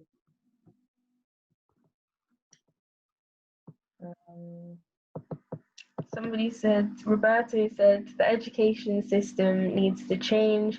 How can I contribute to this movement in ways other than sharing on socials, etc.? So I think, you know, sharing on socials is a powerful way to spread a message, especially right now in quarantine. Like, I'm sure a lot of us just sit on our phones a lot of the day. So that's obviously like a very powerful way.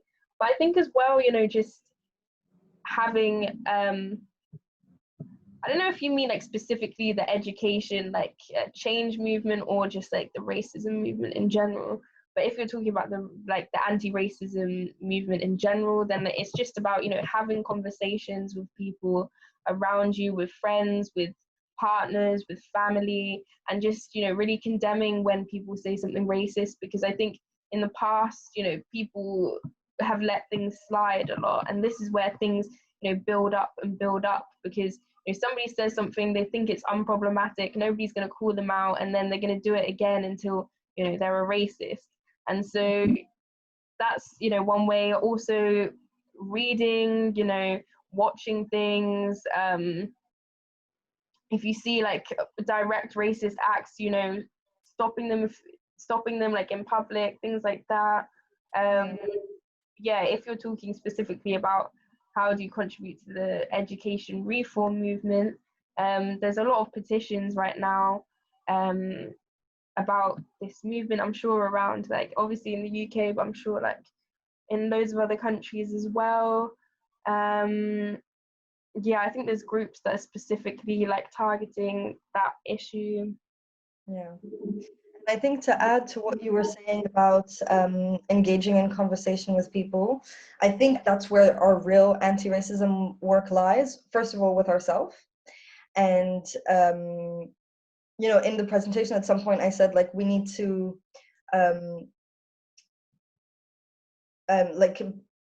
undo white supremacy and heal from it. I think, I include white people in that. We need to like undo our own white supremacy and also heal from it in a different way that people of color and Black people need to heal from it. But we still need to, I think it's a healing process to some extent.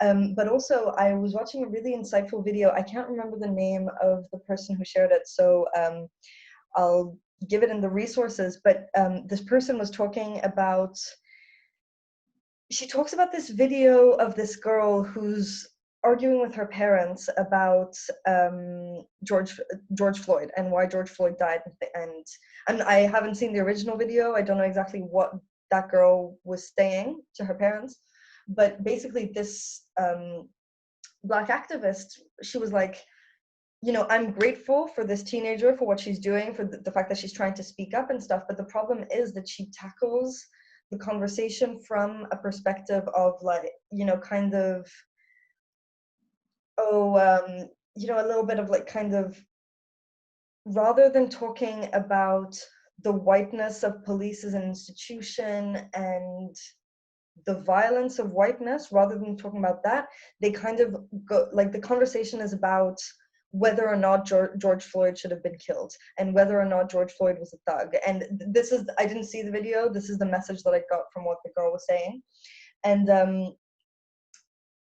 I think, and so when I watched that video, it kind of opened my eyes to the fact that I think one of the really best things that we can do, and I've been trying to do with like my parents and stuff, is to get people to stop talking, for us to stop talking about people that we don't really know much about, and to stop speaking for them, and rather to get people to think about our own whiteness. And I really think that when that woman said that so clearly in that video, I was like, oh my God, that's so like obvious, but like, yeah, that's exactly what we should be doing. Like in the French case, why, like, I have no space talking about what's going on in the suburbs. I can't relate to that experience. I can't speak next to this, for example, next to the Traoré family. I can't speak next to them because I don't understand that experience. It's not mine. However, I can talk about the other side of that coin, the fact that I will never be in that situation. And why is it that we think we can talk about Black bodies that way? Why is it that we can decide, oh, he was a thug, so he shouldn't have been alive? Why, like, kind of getting each other to think about what's wrong with us, why is it that we let this shit slide, so I think it's going to be a lot of work, but yeah, that's it. That's all I have to add. No, that's a really good point. Like, I'm gonna try to that. Yeah, I didn't think about I'll send the video because the woman explains it much better than I do, but you'll see the point. Yeah. because yeah, a lot of time, like as I was saying earlier, when I talk, with some people, like we are totally like on different like not levels, but I mean, like we are not connecting in the discourse. Okay, like I'm talking from like a point of view, but the person that talks with me like doesn't even consider that thing as racist, for example. So we can start talking about, instead of like other people and their experiences and what they live, about us and how, why is it that I don't consider that as racist? Why is it that I never had to experience that? Why is it that I will never find myself in that place? So that's a smart way to, like to conduct the discussion, I think. Yeah. And it's also to some extent kind of more relatable for us, because of course these conversations, when we're talking about, whether or not, I don't know, when we start, for example, talking about in France, the classic conversation is going to be the suburbs. Of course, this is just a euphemism for race, but when we engage in those conversations, it's really, it's at the end of the day, it's abstract for someone like me and my family, because we don't relate. And so who are we to be speaking about it, really? So yeah.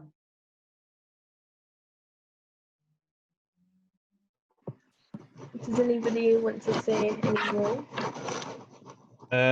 Yeah, just to go back to the Candace Owens thing, I just come up with like, and I don't mean to stir the pot at all, but I just came up with like a counter example.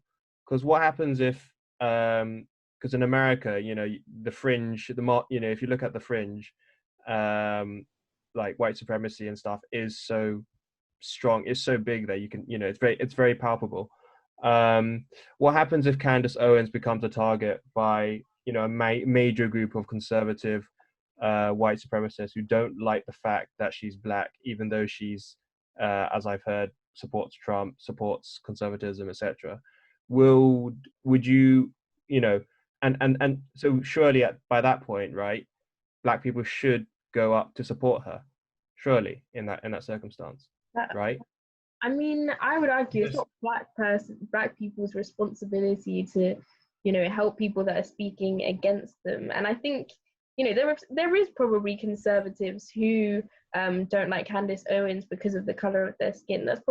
They probably do exist, but the way that she goes, I think even at her wedding, where I think Nigel Farage was there, and they had like loads of people wearing like MAGA hats and all of this craziness. And so, and she condemns Black Lives Matter. She says, she says she doesn't believe in it, and she condemns police brutality. And so why should black people who hear this like stuff from white people every single day then just be like, oh, she's one of us because she has brown skin, even though, she's not an ally. And so, if she does get attacked, I don't think it's the black movement's responsibility to help her. And I think even regardless, she's still, in that case, she's still a person of color getting attacked by whiteness, no matter really what her stance is. But I do agree with you, Lisa, but I think she's still, the essence of the problem remains the same, and that problem is white supremacy, regardless of really what she, has said. Okay, thank you. I don't know, up to you really to make an opinion though, but yeah. I mean, I don't know. That would be a very. I mean, who knows, right? No one can predict the future, but a circumstance like that is sure to challenge many perspectives on many levels, and why can't? Because if let's say someone did come to her aid, and she was the victim of some massive racism from someone who's white, let's say, and who's white nationalist rather. I personally, let's say, wouldn't rush and assume that person who protects her as being a betrayer to the cause, whatever that cause is, because ultimately you are meant to do the right thing, right? I mean, this is really what it's kind of all about, right? Good people, bad people, whatever.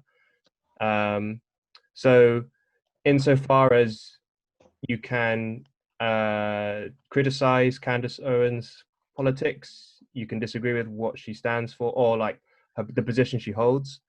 At the end of the day, I still think there are some fundamentals that people should adhere to, which is like mutual respect. If someone's dying on the street, you help them, that kind of thing. Because otherwise, you do run the risk of, I think, as a movement, damaging your very foundations, because then you run the risk of being accused of being like inhuman or irrational, and nothing like that is it's very difficult to hold a position in when you are accused legitimately of those things. But that's kind of where I stand on this. That's all. Thanks. I mean, has that been a thing that people has she been threatened by? I don't know. I mean, this is why I said I don't wish to stir the pot, and it is a hypothetical. It's sort of like, because, you know, obviously I think that an assumption is being made here, which is that she's loved by everyone from that side, you know, that conservative white side, let's say. But there is not. That's why I mentioned that bit about America, and if you look at the fringe, you know, these sort of sidelines are filled with some very big, you know, like, it is a real thing, you know, like white nationalism and people yearning for like the Confederacy again and things like that. So I'm not saying it's completely out of the question, but if such a situation were to happen, then how would you expect, say, this movement to react? That's kind of my question. Okay. But thanks. Yeah. I guess I have a response. Like, if it was, you know, a white person, say Katie Hopkins, are we all gonna, like, as white people, are you gonna like rally around her because she's a white woman? I think it goes back to the individual versus collective. You know, Black people were seen as collective, and whilst, you know, like, we should all be nice to people, even to people that, you know, do us wrong. And yes, like, I agree with that. And, you know, perhaps, you know, the Black movement, if that did happen, they would come to her aid, and that would be great. You know, that would just show how strong and how they actually do, you know, how much they care about rights, and, you know, how, yeah, just how strong and like powerful they are. But in the same sense, I don't, like, if they didn't, I equally wouldn't be like angry. Like, I equally don't think that that's like necessarily like unethical. But yeah, I don't know. Candace Owens she just says some mad stuff, and it's interesting as well because, as I said like earlier, she was like a left-wing woman, and then something happened. I can't remember exactly what it was, but I think she got hacked or something like that. And then she actually received a lot of money from the NAACP as a result of this, and now like she's literally just doing everything like against Black people. And so I don't know, but yeah, sure, we should. Just to jump in, I think it's a bit about having like a nuanced view. Like, the big thing I have with the problem I have with the world is I feel like we take very one-dimensional approaches to things. You know, should we support her, or should we, you know, sort of leave her to face the consequences of her own actions? But like, you know, ultimately it's about having a nuanced view and knowing that, like, she's clearly, I've never heard of her, but, you know, quite clearly a terrible person. And, you know, you can accept that whilst also sort of recognizing that if in this hypothetical situation she was a target of some attack, you know, that's still terrible, right? Like, that still should be condemned in its own right, whilst we also go around and say we're going to, you know, condemn that, but also say we did tell you so, like, you know. I think condemning is fine, but I would also like to see some active attempt to prevent as well. I think that would also be worth mentioning. I mean, it's one thing to know if something, if it's one thing knowing something's going to happen, but it's completely out of your power to stop it. but then it's another thing to know that something's going to happen, but it is within your power to stop it. I think you'd rather want to err on the side of what's best for. But isn't that sort of the whole debate that's happening right now, is that we know that it's dangerous, for example, in America for Black people, and nothing is being done to stop that. If anything, it's pretty much actively encouraged. So it's like really the priority that, that one person should be protected, or should we be looking at the whole overall system? Yes, yes. But again, as I said right at the beginning, I'm treating her completely within her own sphere of conservative white party Republican group. So very privileged, very kind of up there. I don't want to bring in the other side to it. I'm just focusing on her alone. I want to make that clear. But yeah, I see what you mean. I understand what you're saying. Oh, hello everyone, just before I start speaking. I'll give you an example of what you're saying. So imagine that there were 4 houses, right? And this is not the normal one everyone has heard. So imagine there were 4 houses, and then there were functions on the roads. Now in those functions, they were speaking about certain issues. So they're saying, oh no, the gravel matters. No, the ground is okay. No, the ground needs to be changed. And then one person from one house comes out and says, okay, I disagree with what you're saying. No, that gravel needs to stay there because the person who built the gravel and the person who's in charge of the road now is the person who's he has the best intentions for the gravel. So you cannot say you're in a bad position. The gravel doesn't matter. Now let's say throughout all this movement that's happening, throughout all these actions that are happening, a group of people decide, no, a group of people decide to attack this woman who's saying, no, the gravel doesn't matter, and things like that. And then they attack this woman, and then she's in danger, basically. If that makes sense. In the sense of what you're saying with Candace Owens, yes, she's wrong. She's wrong with her thoughts of what's happening in the world. But at the same time, it's just morally speaking, it doesn't make sense for you to see that, let's say Candace is attacked and everything, and then someone to say, no, you know what, let's leave her there because she said, no, Black lives don't matter. The point of the move, Black lives don't matter, the point that people have is that it's bigger than just saying, no, this person is wrong. It's like a bigger movement to make sure that everyone's safe in America. That makes sense. So it's always more, in a movement, it's always, the morals are always first before the biases, if that makes sense. If I've helped you in a sense.